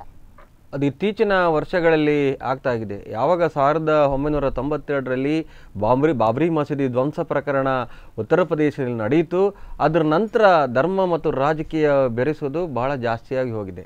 ಅದರ ನಂತರ ಈ ರೀತಿಯ ಗಲಭೆಗಳು, ಈಗ ಕಾಶ್ಮೀರದಲ್ಲಿ ಮಾತ್ರ ಇವತ್ತು ಭಯೋತ್ಪಾದಕತೆ ಇತ್ತು 92 ತನಕ. ಆ 92ರ ನಂತರ ಈಗ ಇಡೀ ದೇಶಕ್ಕೆ ಈ ಭಯೋತ್ಪಾದಕತೆ ಹೆಚ್ಚಿದೆ. ಇವತ್ತು ಅದರಲ್ಲಿ ಬೇರೆ ಬೇರೆ ರೀತಿಯ ಭಯೋತ್ಪಾದಗಳು ಹೇಳ್ತೇನೆ, ನಾನು ಅದನ್ನೆಲ್ಲ ಹೇಳಲಿಕ್ಕೆ ಇಲ್ಲಿ ಇಷ್ಟಪಡುವುದಿಲ್ಲ ಇದೆ. ಅದರಿಂದ ಧರ್ಮ ಹೇಳಿದರೆ ಇವತ್ತು ನಾವು ಕೂಡ ನಮ್ಮ ಹಿಂದೂ ಧರ್ಮದಲ್ಲಿ ಏನಾಗಿದೆ, ನಮ್ಮಲ್ಲಿ ಜಾತಿ ವ್ಯವಸ್ಥೆಗಳು ಏಕಿವೆ, ಇದನ್ನು ನಮ್ಮಲ್ಲಿ ವರ್ಣಭೇದಗಳು ಹೇಗೆ ಆಗಿವೆ, ಈ ಅಸ್ಪೃಶ್ಯತೆ ಕಳೆದ ಸಮಾಜೋತ್ಸವದಲ್ಲಿ ನಾವು ಹೇಳಿದ ಅಸ್ಪೃಶ್ಯತೆ ಈಗ ಹೋಗಿದ, ಅದು ಕಮ್ಮಿ ಆಗಿದೆ, ಆ ಬಗ್ಗೆ ಕೂಡ ನಾವು ಚಿಂತನೆಗಳನ್ನು ಮಾಡಬೇಕಾಗಿದೆ. ನಾನು ಅಂಥ ಒಂದು ವ್ಯವಸ್ಥೆಯನ್ನು ಹಿಂದೂ ಧರ್ಮ ಬರಬೇಕು ಅಂತ ಹೇಳ್ತಾ ಇದ್ದೇನೆ. ಯಾವುದು ವರ್ಣಭೇದಗಳು, ಇವತ್ತು ಏನು 5 ವರ್ಣಗಳಿವೆ, ಇವತ್ತು ಏನು ನಾವು ಹಿಂದೂ ಧರ್ಮವನ್ನು ವಿಂಗಡಣೆ ಮಾಡ್ತೇವೆ, ಯಾವುದು ಬ್ರಾಹ್ಮಣ ಇರ್ಬೋದು, ಕ್ಷತ್ರಿಯ ಇರ್ಬೋದು, ಅದೇ ರೀತಿ ವೈಶ್ಯ ಇರ್ಬೋದು, ಅದೇ ಶೂದ್ರ, ಅದೇ ರೀತಿ ನೀಚ, ಈ ರೀತಿಯ 5 ವರ್ಣಭೇದಗಳು ಅದು ಮನಸ್ಸಿಗೆ ಸ್ವಲ್ಪ ಆಘಾತವನ್ನು ನೀಡ್ತದೆ. ಏಕೆ ಹೇಳಿದರೆ ನಮ್ಮ ಈ ಪ್ರಾಂತ್ಯದ ಈ ಭಾಗದ ಏನು ಪೂರ್ವಜರು ಇದ್ದಾರೆ ಅವರು ನಿಜವಾಗಿ ನೀಚರು, ಅವರಿಂದ ನಾವು ಮತ್ತೆ ಜನ್ಮವನ್ನು ಪಡೆದವರು. ಅದರ ನಂತರ ಕೂಡ ಅವನನ್ನು ನಾವು ಇನ್ನೂ ಕೂಡ ಅದೇ ಪರಿಸ್ಥಿತಿಯಲ್ಲಿ ನಾವು ಅವ್ರು ನೋಡಬೇಕು. ತುಂಬಾ ಬಹಳ ಒಂದು ಕಷ್ಟಕರ ಪರಿಸ್ಥಿತಿ ಇದೆ. ಹಲೋ, ಎಸ್ ನಮಸ್ತೆ ಸರ್, ಹೇಳಿ, ಎಲ್ಲಿಂದ ಕರೆ ಮಾಡ್ತೀರಾ? ರಾಜೇಶ್ ಮಂಗಳೂರಿಂದ. ಎಸ್ ಹೇಳಿ ಸರ್. ಅದೇ ಜನ್ಮದಿನಾಚರಣೆ ಆಗ್ಲಿ ನೀತಿ ನಿಯಮ ಹ್ಮ್ ಹ್ಮ್ ಯಾವುದೇ ಕಾನೂನು ಕಟ್ಟದೆ ಪ್ರತಿಯೊಬ್ಬ ಭಿಕ್ಷುಕರಲ್ಲಿ ಕೊಟ್ಟಿರೋ ಒಂದೇ ತರ ಅನ್ವಯ ಆಗಿದೆ. ಹ್ಮ್ ಹ್ಮ್ ಒಬ್ಬರಿಗೆ ಒಂಥರ ಒಬ್ಬರಿಗೆ ಒಂಥರ ಮಾಡೋದು ಇದು ಸರಿ ಅಲ್ವಾ? ಅದೇ ಬೈಕ್ ರ್ಯಾಲಿ ಅಂತ ಬೈಕ್ ರ್ಯಾಲಿ ಮಾಡಬಾರ್ದಂತ ಯಾರು ಮಾಡಬಾರ್ದು, ಯಾರಿಗೂ ಪರ್ಮಿಷನ್ ಕೊಡ್ಬಾರ್ದು. ಕೆಲವರು ಮಾಡ್ಬೋದು ಕೆಲವರು ಮಾಡಬಾರ್ದು ಅಂತ ಹೇಳಿ ಅದು ಗಲಾಟೆಗೆ ಕಾರಣ ಅಲ್ಲ. ಅದೇ ಜನ್ಮ ದಿನಾಚರಣೆ ಈಗ ಅವರು ಹೇಳಿದ್ರು ಮನೆ ಮಾಡಿ ಮನೆ ಮಾಡಿದ್ರೆ ಇಷ್ಟ ಗೊಂದಲ ಆಗ್ಲಿಕ್ಕೆ, ಇಷ್ಟ ಗದ್ದಲ ಆಗ್ಲಿಕ್ಕೆ, ಇಷ್ಟ ತೊಂದರೆ ಆಗ್ಲಿಕ್ಕೆ ಕೋಟ್ಯಾಂತರ ರೂಪಾಯಿ ಸರ್ಕಾರಕ್ಕೆ ನಷ್ಟ. ಅದನ್ನು ಪ್ರೊಟೆಸ್ಟ್ ಮಾಡ್ಲಿಕ್ಕೆ ಪೊಲೀಸಿಗೆ ಗಾರ್ಡ್ಸಿಗೆಲ್ಲ ಅದು ಆಗಲಿಕ್ಕೆ ಸಾಧ್ಯ. ಆದ್ರಿಂದ ಪ್ರತಿಯೊಂದು ವಿಚಾರಕ್ಕೂ ಜನ್ಮ ದಿನಾಚರಣೆ ಆಗ್ಲಿ, ಪ್ರೊಸಿಷನ್ ಆಗ್ಲಿ ಎಲ್ರಿಗೂ ಒಂದೇ ತರ ಕಾನೂನು ಕಟ್ಟಲೆ, ಒಂದೇ ತರ ನೀತಿ ನಿಯಮ ಮಾಡಿದ್ರೆ ಒಳ್ಳೆ ಅನಿಸಿಕೆ ಭಾವನೆ. ಎಸ್, ಖಂಡಿತ ಧನ್ಯವಾದಗಳು ಸರ್ ನಮ್ಮ ಜೊತೆ ಮಾತನಾಡಿದಕ್ಕಾಗಿ. ಎಲ್ಲ ಒಂದ್ ಕಡೆ ಒಂದೇ ರೀತಿಯ ನಿಯಮಗಳು ಬರಬೇಕು, ಎಲ್ಲರಿಗೂ ಕೂಡ ಒಂದೇ ರೀತಿಯ ನಿಯಮಗಳು ಬರಬೇಕು ಅಂತಕ್ಕಂಥ ಮಾತು ಬಹಳ ಜನ ಕೂಡ ಅದನ್ನೇ ಎಕ್ಸ್ಪೆಕ್ಟ್ ಮಾಡ್ತಾ ಇರುವಂತ. ಸೊ ಅದು ಯಾವಾಗ ಬರುತ್ತೆ ಅಂತ ಅದೆಲ್ಲ ಒಂದ್ ರೀತಿಯಲ್ಲಿ ಭ್ರಮೆಯಾಗಿ ನಮ್ಮ ಮುಂದೆ ಸೃಷ್ಟಿ ಮಾಡ್ತಾ ಇದ್ದಾರಾ ಅಂತ. ಯಾವುದಕ್ಕೆ ಯಾವ ನಿಯಮಗಳು? ಸೊ ಎಲ್ಲಾ ಧರ್ಮದವರಿಗೂ ಕೂಡ ಒಂದೇ ರೀತಿಯ ನಿಯಮಗಳು ಬರಬೇಕು, ಬಹುತೇಕ ಒಂದು ಹಂತದಲ್ಲಿ ನೋಡಿದ್ರೆ ಸಮಾನ ನಾಗರಿಕತೆ ಬರಬೇಕು ಅನ್ನುವಂತಹ ಮಾತುಗಳು ಕೂಡ ಕೇಳಿ ಬರ್ತಾ ಇರುವಂತದ್ದು. ಸೊ ಈ ತರಹದ ಭಾವನೆಗಳು, ಅದೇ ಈ ತರಹದ ನಿಯಮಗಳು ಯಾವಾಗ ಬರಬಹುದು ಅಂತ. ಚುನಾವಣೆ ಮೊದಲು ಮೋದಿಯವರು ಕೂಡ ಆರ್ಟಿಕಲ್ 370 ಬಗ್ಗೆ ಬಹಳ ಮಾತಾಡ್ತಿದ್ರು. ಸಮಾನ ನಾಗರಿಕತೆ ಬಗ್ಗೆ ಅದ್ವಾನಿ ಕೂಡ ಮಾತಾಡ್ತಿದ್ರು. ಈಗ ಏನು ಕಡಲೆ ಹಾಕಿದ್ಕೊಂಡಿದ್ದಾರ ಬಾಯಿಗೆ? ಬಬುಲ್ ಗಮ್ ಹಾಕಿದಾರ? ಅಲ್ಲ, ಬಬುಲ್ ಗಮ್ ಹಾಕಿದಾರ? ತೆಗಿಬೋದಲ್ಲ ಕಾಶ್ಮೀರದಲ್ಲಿ, ವಿಶೇಷ ಸ್ಥಾನಮಾನ ತೆಗಿಬೋದಲ್ಲ ಕಾಶ್ಮೀರಕ್ಕೆ ಕೂಡ? ಸುಲಭ ಇಲ್ಲ. ಅಧಿಕಾರದಲ್ಲಿ ಇರುವಾಗ ಮಾತ್ರ ಅದರ ಏನು ಸುಖ ಕಷ್ಟಗಳು, ಅದರ ಸಾಧಕ ಬಾಧಕಗಳು ಅಧಿಕಾರದಲ್ಲಿದ್ದವರಿಗೆ ಮಾತ್ರ, ಕುರ್ಚಿದವರಿಗೆ ಗೊತ್ತಾಗ್ತದೆ. ಸುಲಭ ಇಲ್ಲ. ಇಡೀ ದೇಶದ 30 ರಾಜ್ಯಗಳನ್ನು ನಿಭಾಯಿಸಿಕೊಂಡು ಹೋಗೋದು ಅಷ್ಟು ಸುಲಭ ಇಲ್ಲ. ಕಾಶ್ಮೀರದಲ್ಲಿ ಇವತ್ತು ಏನು ನಡೀತಿದೆ, ಯಾವ ರೀತಿಯಲ್ಲಿ ಭಯೋತ್ಪಾದಕತೆ ಇದೆ, ಇವತ್ತು ಜನ ಎಷ್ಟು ಭಯಭೀತರಾಗಿದ್ದಾರೆ, ಎಷ್ಟು ಜನ ಸೈನಿಕರು ತಮ್ಮ ಯೋಧರು ಪ್ರಾಣವನ್ನು ಕಳೆದುಕೊಂಡ್ರು, ಅದೆಲ್ಲವೂ ಕೂಡ ಲೆಕ್ಕಕ್ಕೆ ಬರ್ತದೆ. ಆದ್ದರಿಂದ ಇದು ನಮಗೆ ಚುನಾವಣೆಯ ಭಾಷಣಗಳಲ್ಲಿ ಹೇಳಿಕೆ ಒಳ್ಳೆಯದು ವಿನಃ ಅದನ್ನು ಕಾರ್ಯಗತ ಮಾಡಲಿಕ್ಕೆ ಕಷ್ಟ ಉಂಟು. ಮತ್ತು ಸಮಾನತೆ ಹೇಳ್ತೀರಿ, ಸಮಾನತೆ ಬೇಕು, ಖಂಡಿತ ಒಪ್ತೇನೆ ನಾನು. ಆದರೆ ಯಾರು ಆರ್ಥಿಕವಾಗಿ, ಸಾಮಾಜಿಕವಾಗಿ, ಶೈಕ್ಷಣಿಕವಾಗಿ ಹಿಂದುಳಿದಿದ್ದಾರೆ ಆ ಒಂದು ಜನಾಂಗವನ್ನು ಮುಂದೆ ತರುವ ಕೆಲಸ ಕಾರ್ಯಗಳನ್ನು ಮಾಡಬೇಕಾದ ಪ್ರಜಾಪ್ರಭುತ್ವದಲ್ಲಿ ಯಾರು ಆಯ್ಕೆ ಆಗ್ತಾರೆ, ಜನ ಅದನ್ನು ಬಯಸ್ತಾರೆ. ಪ್ರಜಾಪ್ರಭುತ್ವ ಅದನ್ನೇ ಹೇಳ್ತದೆ. ಏನು ಹೇಳಿದರೆ ಯಾರು ಹಿಂದೆ ಇದ್ದಾರೆ ಅವರನ್ನು ಮುಂದೆ ತನ್ನಿ ಅಂತ. ಅದು ಜಾತಿಯಲ್ಲಿರ್ಬೋದು, ಅದು ಧರ್ಮದಲ್ಲಿರ್ಬೋದು, ಅದು ಆರ್ಥಿಕವಾಗಿ ಇರ್ಬೋದು, ಅದು ಹೇಳಿಲ್ಲ ಸಾಮಾಜಿಕವಾಗಿರ್ಬೋದು, ಶೈಕ್ಷಣಿಕವಾಗಿರ್ಬೋದು. ಕೆಲವು ಧರ್ಮಗಳಲ್ಲಿ ಕೆಲವು ಜಾತಿಗಳು ಹಿಂದುಳಿದಿರ್ಬೋದು. ಈಗ ಕೆಲವು ಜಾತಿಗಳು ನಮಗೆ ST ಕೊಡಿ, ನಮಗೆ SC ಕೊಡಿ ಅಂತ ದುಂಬಾಲು ಬೀರುವ ಸರ್ಕಾರವನ್ನು ನೋಡ್ತಾ ಇಲ್ವಾ? ಅದಕ್ಕೆ ಕಾರಣಗಳಿವೆ. ಕೆಲವು ಕಡಿಮೆ ಜನಸಂಖ್ಯೆಯ ಜಾತಿಗಳಿರ್ಬೋದು, ಕೆಲವೇ ಲಕ್ಷ ಜನ ಇರ್ಬೋದು, ಆದರೂ ಅವರು ಬಹಳ ಹಿಂದುಳಿದಿದ್ದಾರೆ. ಇವತ್ತು ನಾನು ಹೇಳ್ತೆ ಕೊರಗ ಜನಾಂಗ, ಈ ಪ್ರದೇಶದಲ್ಲಿ ಕೊರಗ ಜನಾಂಗ ಬಹಳ ಹಿಂದುಳಿದ. ಯಾಕಂದರೆ ಅವರಿಗೆ ತಮ್ಮ ಹಕ್ಕನ್ನು ಪ್ರತಿಪಾದಿಸೋದು, ಅದನ್ನು ತೆಗೆದುಕೊಂಡು ಸರ್ಕಾರದ ಯೋಜನೆಗಳ ಫಲಾನುಭವಿಗಳಾಗೋದು ಅದು ಕೂಡ ಅವರ ಕನಸಿನಲ್ಲಿ ಇಲ್ಲ. ಅದು ಯಾಕಂದರೆ ಅವರಿಗೆ ಅದೇ ವಿಷಯ ಗೊತ್ತಿಲ್ಲ. ಎಸ್, ಖಂಡಿತ ಈ ವಿಚಾರದಲ್ಲಿ ಮತ್ತಷ್ಟು ಮಾತಾಡ್ತಾನೆ ಜನಾರ್ದನ್ ಭಂಡಾರ್ಕರ್ ಅವರೇ. ಒಂದು ವಿರಾಮ ತಗೊಳ್ಳೋಣ. ಎಸ್ ವೀಕ್ಷಕರೇ, ಒಂದು ಕಡೆ ಧರ್ಮ ರಾಜಕಾರಣ ನಡೀತಾ ಇದೆ, ಇನ್ನೊಂದು ಕಡೆ ಅಸಮಾನತೆ ಅನ್ನೋದು ಅಷ್ಟೇ ತಾಂಡವವಾಡ್ತಾ ಇದೆ. ಇದರ ನಡುವೆ ರಾಜಕಾರಣ ಸಾರಾಸಗಟಾಗಿ ನಡೀತಾನೆ ಇದೆ. ಸೊ ಇದಕ್ಕೆಲ್ಲ ಒಂದು ಫುಲ್ ಸ್ಟಾಪ್ ನೀಡಬೇಕಾಗಿದೆ. ವಿಚಾರವಾಗಿ ಮತ್ತಷ್ಟು ಚರ್ಚೆ ಮಾಡ್ತೇನೆ. ಅದಕ್ಕೂ ಮುನ್ನ ಒಂದು ಪುಟ್ಟ ವಿರಾಮ.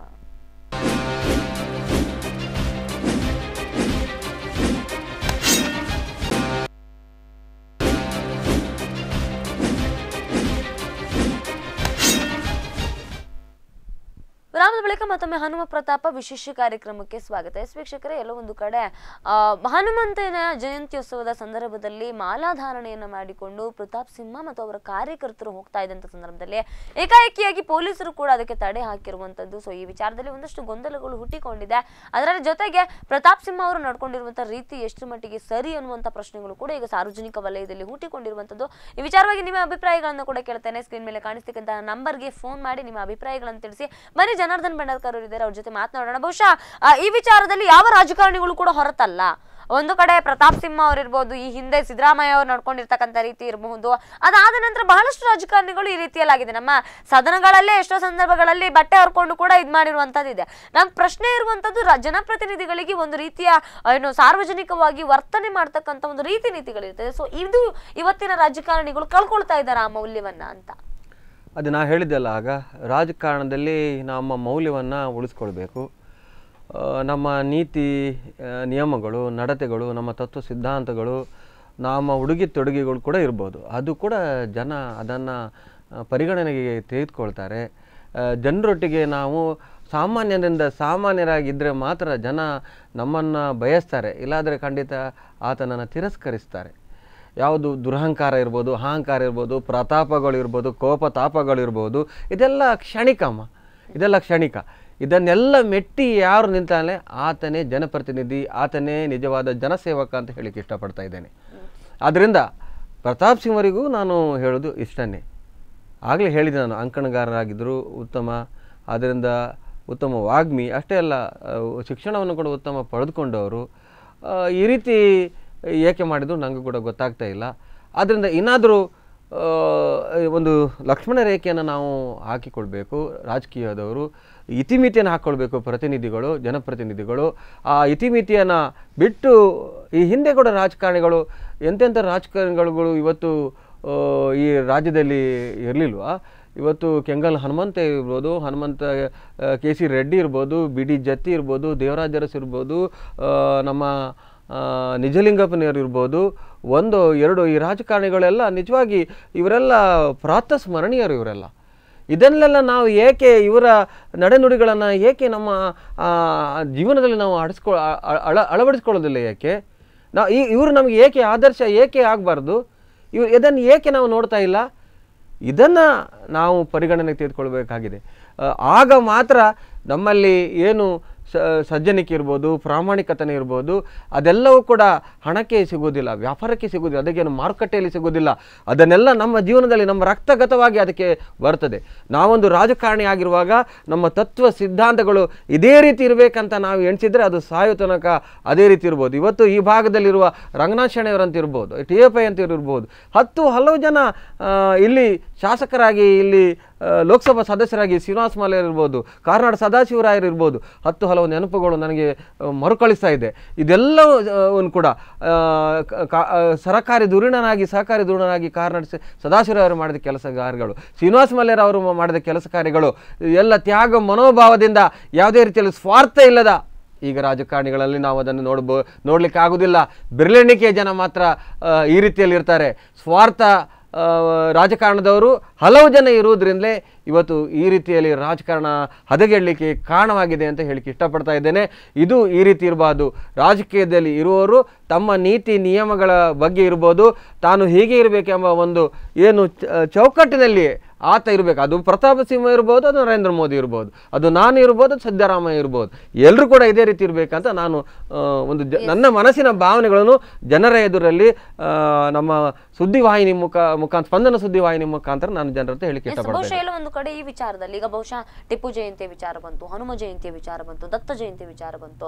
ಸೊ ಈ ಜಯಂತಿಗಳಿಂದ ಒಂದು ಸಮಾಜದ ಸಾಮರಸ್ಯ ಹಾಳಾಗ್ತಾ ಇದೆ ಅಂತ ಅನ್ಸುತ್ತಾ? ಒಂದು ಕಡೆ ಧಾರ್ಮಿಕ ನಂಬಿಕೆಗಳು, ಇನ್ನೊಂದು ಕಡೆ ಸಮಾಜದ ಸಾಮರಸ್ಯ, ಈ ಎರಡನ್ನೂ ಕೂಡ ಜೊತೆಗೆ ಹೇಗೆ ತಗೊಂಡು ಹೋಗೋದು ಅಂತ ಕೆಲವು ಸಲ ಯಾವ ರೀತಿ ಆಗ್ತದೆ ಅಂತ ಹೇಳಿದ್ಕೊಳ್ಳೆ. ಇವತ್ತು ಅವ್ರು ಹೇಳಿದ್ರು ಬೈಕ್ ರ್ಯಾಲಿಗಳು. ಇವತ್ತು ಯುವಕರನ್ನ ಸೆಳಿಬೇಕಾದ್ರೆ ಯುವಕರಿಗೆ ಯಾವ ರೀತಿಯ ಒಂದು ಕ್ರೇಜ್ಗಳು ಇರ್ತವೆ ಅದು ಹುಡುಕ್ತಾರೆ. ರಾಜಕೀಯದ ಇರ್ಬೋದು, ಬೇರೆಯವರು ಇರ್ಬೋದು. ಆಗ ಬೈಕಲ್ಲಿ ಹೋಗೋದು ಹೇಳಿದ್ರೆ ಯುವಕರಿಗೆ ಭಾಳ ಖುಷಿ. ಆದ್ದರಿಂದ ಅವರನ್ನು ಸಂಘಟನೆ ಮಾಡಲಿಕ್ಕೆ ಈ ರೀತಿಯ ಒಂದು ಸಂಘಟನೆಗಳು ಮಾಡ್ತವೆ, ಇಲ್ಲ ಅಂತ ಹೇಳಿಕ್ಕೆ ನಾನು ಇಷ್ಟಪಡೋದಿಲ್ಲ. ಆಗ ಆ ರೀತಿಯ ಆ ಜೋಶುಗಳು, ಅವರಲ್ಲಿರುವ ಕೆಚ್ಚು, ಅದನ್ನು ನಾವು ಉನ್ನತ ಒಂದು ಮಾರ್ಗದಲ್ಲಿ ಹೋಗುವಾಗೆ ಅದನ್ನು ಮಾಡಬೇಕು ವಿನಃ ಯಾವುದೇ ಧರ್ಮದ ವಿರುದ್ಧ ಅಥವಾ ಜಾತಿಯ ವಿರುದ್ಧ ಅವರನ್ನು ಸಿಡಿದು ಹೇಳುವಂತೆ ಮಾಡಬಾರದು. ಅದು ಯಾರು ಅವರಿಗೆ ಮಾರ್ಗದರ್ಶನ ನೀಡ್ತಾರೆ ಅವರಿಗೂ ಕೂಡ ಸರಿಯಾದ ಒಂದು ದೃಢತೆ ಮತ್ತು ದೃಷ್ಟಿ ಮತ್ತು ಯಾವ ರೀತಿ ನಾವು ಹೋಗ್ತೇವೆ ಅಂತ ಒಬ್ಬ ದಿಕ್ಸೂಚಿ ಕೂಡ ಅವರಿಗೆ ಇರಬೇಕು ಅಂತ ನನಗೆ ಇಷ್ಟಪಡ್ತಾ ಇದ್ದೇನೆ. ಬಹುಶಃ ಈ ವಿಚಾರದಲ್ಲಿ ಸರ್ಕಾರಗಳು ಕೂಡ ಬಹಳ ಬದ್ಧವಾಗಿರ್ತಕ್ಕಂಥ ನಿರ್ಧಾರಗಳನ್ನು ತಗೊಳ್ಬೇಕಿದೆ. ದತ್ತಪೀಠದ ವಿಚಾರದಲ್ಲಿ ಒಂದಷ್ಟು ಗೊಂದಲಗಳಿದೆ. ಸೊ ಅದನ್ನ ಸರ್ಕಾರವೇ ಒಂದು ಸಮಿತಿ ನಿರ್ಮಿಸಿ ಅದನ್ನ ಪರಿಹರಿಸಬೇಕು ಅಂತಕ್ಕಂತಹ ಆದೇಶ ಕೂಡ ನಿಂದಿದೆ. ಸೊ ಈ ತರದ ವಿಚಾರದಲ್ಲಿ ಸರ್ಕಾರದ ಹಸ್ತಕ್ಷೇಪ ಎಷ್ಟು ಮಟ್ಟಿಗೆ ಸರಿ ಅಂತ ಹೇಳ್ತೀರಾ? ಇವತ್ತು ಕೋರ್ಟ್ ಕಟ್ಟಳೆಗಳಿರ್ಬೋದು, ಕಾನೂನುಗಳಿರ್ಬೋದು, ಅದು ಅಯೋಧ್ಯೆ ವಿಷಯದಲ್ಲಿರ್ಬೋದು, ದತ್ತಪೀಠದ ವಿಷಯದಲ್ಲಿರ್ಬೋದು, ಈ ಬಗ್ಗೆ ತುಂಬ ವರ್ಷಗಳಿಂದ ಕೂಡ ನಡೀತಾ ಇದೆ. ಅದು ಯಾರಿಗೆ ಸೇರಿದ್ದು, ಯಾರಿಗೆ ಸೇರಬೇಕು, ಅದು ನ್ಯಾಯಯುತವಾಗಿ ಯಾರು ಅವರಿಗೆ ಸೇರಬೇಕು. ನಾನು ಅವರಿಗೆ ಸೇರಬೇಕು, ಇವರಿಗೆ ಸೇರಬೇಕಂತ ಹೇಳಿಕ್ಕೆ ಇಷ್ಟಪಡೋದಿಲ್ಲ. ಯಾವ ಧರ್ಮದವರಿಗೆ ಅದು ನ್ಯಾಯಯುತವಾಗಿ ಸೇರಬೇಕು ಅವರಿಗೆ ಸೇರಬೇಕಂತ ಇಷ್ಟಪಡ್ತಾ ಇದ್ದೇನೆ. ನಮಗೆ ಸೇರಬೇಕು ಎಂಬ ಒಂದು ಛಲ ಮತ್ತು ಹಠ ಏಕೆ ನಮ್ಮಲ್ಲಿ ಅಂತ ನಮಗೆ ಗೊತ್ತಾಗೋದಿಲ್ಲ. ಆದರೆ ಯಾವುದೇ ರೀತಿಯ ಘರ್ಷಣೆಗೆ ಅವಕಾಶವನ್ನು ಕೊಡದೆ, ಯಾವುದೇ ರೀತಿಯ ಒಂದು ಹಿಂಸಾತ್ಮಕ ರಕ್ತಪಾತಕ್ಕೆ ಅವಕಾಶ ಕೊಡದೆ, ಈ ಹಿಂದಿನ ಇದನ್ನು ತೆಗೆದುಕೊಂಡ್ರೆ 1989, 90, 90ರಲ್ಲಿರದ ರಾಮ ಜನ್ಮಭೂಮಿಯ ರಥಯಾತ್ರೆಯ ಉತ್ತರ ಪ್ರದೇಶದಲ್ಲಿ ಬೇರೆ ಬೇರೆ ಕಡೆಯಲ್ಲಿ ಆದ ರಕ್ತಪಾತಗಳಿರ್ಬೋದು, ಏನು ನಮ್ಮ ಇದರ ಸ್ವಾತಂತ್ರ್ಯ ಪೂರ್ವದಲ್ಲಿ ಆದ ಹಲವು ಗಲಭೆಗಳಿಂದ ಆದ ರಕ್ತಪಾತಗಳಿರ್ಬೋದು, 1950ರಲ್ಲಿ ಏನು ಒಂದು ಹೈದರಾಬಾದನ್ನು ವಿಮೋಚನೆ ಮಾಡೋದಿರ್ಬೋದು, ಕಾಶ್ಮೀರವನ್ನು ವಿಮೋಚನೆ ಮಾಡ್ಬೋದಿರ್ಬೋದು, ಆಗ ಆದ ಗಲಭೆಗಳಲ್ಲಿ ಹಿಂದೂ ಮುಸ್ಲಿಮರು ತಮ್ಮ ಜೀವವನ್ನು ತೆತ್ತದಿರ್ಬೋದು. ಆ ಎಲ್ಲ ಘಟನೆಗಳು ಪುನರಪಿ ಆಗಬಾರ್ದು, ಅದು ಉತ್ತಮ ರೀತಿಯಲ್ಲಿ ಆಗಬೇಕು. ಹಿಂದೂ ಮುಸ್ಲಿಂ ಎಲ್ಲ ಧರ್ಮದವರು ಒಬ್ಬರು ಪರಸ್ಪರರು ಸಹೋದರರಂತೆ ಒಳ್ಳೆಯ ಬಾಂಧವ್ಯದಲ್ಲಿರ್ಬೋದು. ಇದೇ ಸರ್ಕಾರದ ನಿಯಮ ಆಗಿರಬೇಕು. ಈ ದೇಶದಲ್ಲಿ ಒಂದೇ ಧರ್ಮದವರು ನಿಲ್ಲಬೇಕು, ಬೇರೆ ದೇಶಕ್ಕೆ ಅವರ ಧರ್ಮ ಜಾತಿ ಇರುವ ದೇಶದಲ್ಲಿ ಹೋಗಬೇಕಂತ ಹೇಳೋದು ಇದೆಲ್ಲವನ್ನೂ ಕೂಡ ನಾನು ಸ್ಪಷ್ಟವಾಗಿ ವಿರೋಧಿಸ್ತೇನೆ. ನಾನೊಬ್ಬ ಭಾರತೀಯನಾಗಿ ಇಲ್ಲಿಗೆ ಹೇಳಿಕೆ ಇಷ್ಟಪಡ್ತಾ ಇದ್ದೇನೆ. ಬಹುಶಃ ಈ ಗೊಂದಲಗಳನ್ನ ಸೃಷ್ಟಿಸತಕ್ಕಂಥ ಸಂದರ್ಭಗಳಲ್ಲಿ ಒಂದಿಷ್ಟು ರಾಜಕೀಯ ಬೇಳೆ ಬೇಯಿಸಿಕೊಳ್ಳುವಂತಹ ಸಾಧ್ಯತೆಗಳು ಕೂಡ ಇದೆ. ಸಾಮಾನ್ಯವಾಗಿ ಜನ ಕೂಡ ನಂಬ್ತಾರೆ ಧರ್ಮದ ಹೆಸರಿನಲ್ಲಿ ರಾಜಕೀಯ ಬೇಳೆ ಬೇಯಿಸಿಕೊಳ್ತಕ್ಕಂಥ ಪಕ್ಷಗಳು ಇವತ್ತಿಗೂ ಕೂಡ ನಮ್ಮ ದೇಶದಲ್ಲಿ ಅಸ್ತಿತ್ವದಲ್ಲಿ ಇದೆ ಅಂತ. ಬಹುಶಃ ಪ್ರತಿ ಪಕ್ಷವೂ ಕೂಡ ಒಂದೊಂದು ಧರ್ಮದ ಓಲೈಕೆಗೆ ನಿಂತಿರುವಂತಹದ್ದು. ಸೊ ಈ ವಿಚಾರದಲ್ಲಿ ಈ ತರಹದ ಪವಿತ್ರ ಸ್ಥಳಗಳ ವಿವಾದಗಳನ್ನು ಬಗೆಹರಿಸತಕ್ಕಂಥ ಸಂದರ್ಭದಲ್ಲಿ ಪಕ್ಷಗಳು ಒಂದೊಂದು ಮತದವರನ್ನ ಓಲೈಕೆ ಮಾಡ್ತಕ್ಕಂಥ ಪ್ರಯತ್ನವನ್ನ ಮಾಡೋದಿಲ್ವಾ? ಸೊ ಇದಕ್ಕೆ ಯಾವಾಗ ಕೊನೆ ಬೀಳುತ್ತೆ ಕರ್ನಾಟಕದಲ್ಲಿ ಅಂತ ನೀವು ಹೇಳಿದ್ರಿ, ಓಲೈಕೆ ಅಂತ ನಂಗೆ ನೆನಪು ಬಂತು. ನಾವು ಶಾದಿ ಭಾಗ್ಯ ಮಾಡುವಾಗ ಹೇಳಿದ್ದು BJP ಅವರು, ಯಡಿಯೂರಪ್ಪ ಎಲ್ಲ ಹೇಳಿದರು, ಇವರದ್ರು ಮುಸ್ಲಿಮರ ಓಟ್ಗೋಸ್ಕರ ಮಾಡ್ತಾರೆ ಅಂತ. ಶಾದಿ ಶಗುನನ್ನು ನರೇಂದ್ರ ಮೋದಿ ಮಾಡಿದ್ರಲ್ವಾ, ಶಾದಿ ಶಗುನ್. ಆಗ ಏನಾಯ್ತು ಇವರಿಗೆ? ನಾವು ಮಾಡಿದರೆ ನಾವು ಮುಸ್ಲಿಮರನ್ನು ತುಷ್ಟೀಕರಣ ಮಾಡ್ತೇವೆ, ಅದೇ ನರೇಂದ್ರ ಮೋದಿ ಮಾಡಿದರೆ ಮುಸ್ಲಿಮರ ಶೈಕ್ಷಣಿಕ ಅಭಿವೃದ್ಧಿ ಮಾಡ್ತೇವೆ ಅಂತ ಹೇಳ್ತೀರಿ. ಈ ರೀತಿಯ ದ್ವಂದ್ವ ನೀತಿಗಳು ನಮ್ಮಲ್ಲಿ ಹೋಗಬೇಕು.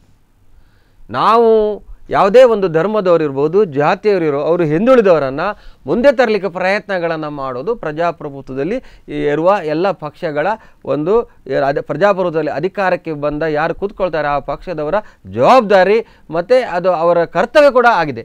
ಹಾಗಿರುವಾಗ ಕಾಂಗ್ರೆಸ್ನವರು ಮಾಡಿದರೆ ಅದು ಅಲ್ಪಸಂಖ್ಯಾತರ ತುಷ್ಟೀಕರಣ, ಅದೇ BJPಯವರು ಅಧಿಕಾರದಲ್ಲಿರುವಾಗ ಮಾಡಿದರೆ ಅದು ಅಲ್ಪಸಂಖ್ಯಾತರ ಅಭಿವೃದ್ಧಿ. ಈ ರೀತಿಯ ಒಂದು ಭಾವನೆಗಳು, ಈ ದ್ವಿಮುಖ ನೀತಿ, ಈ ದ್ವಂದ್ವ ನೀತಿ ಯಾಕೆ? ಅದರಿಂದಲೇ ಈ ರೀತಿ ಆಗೋದು.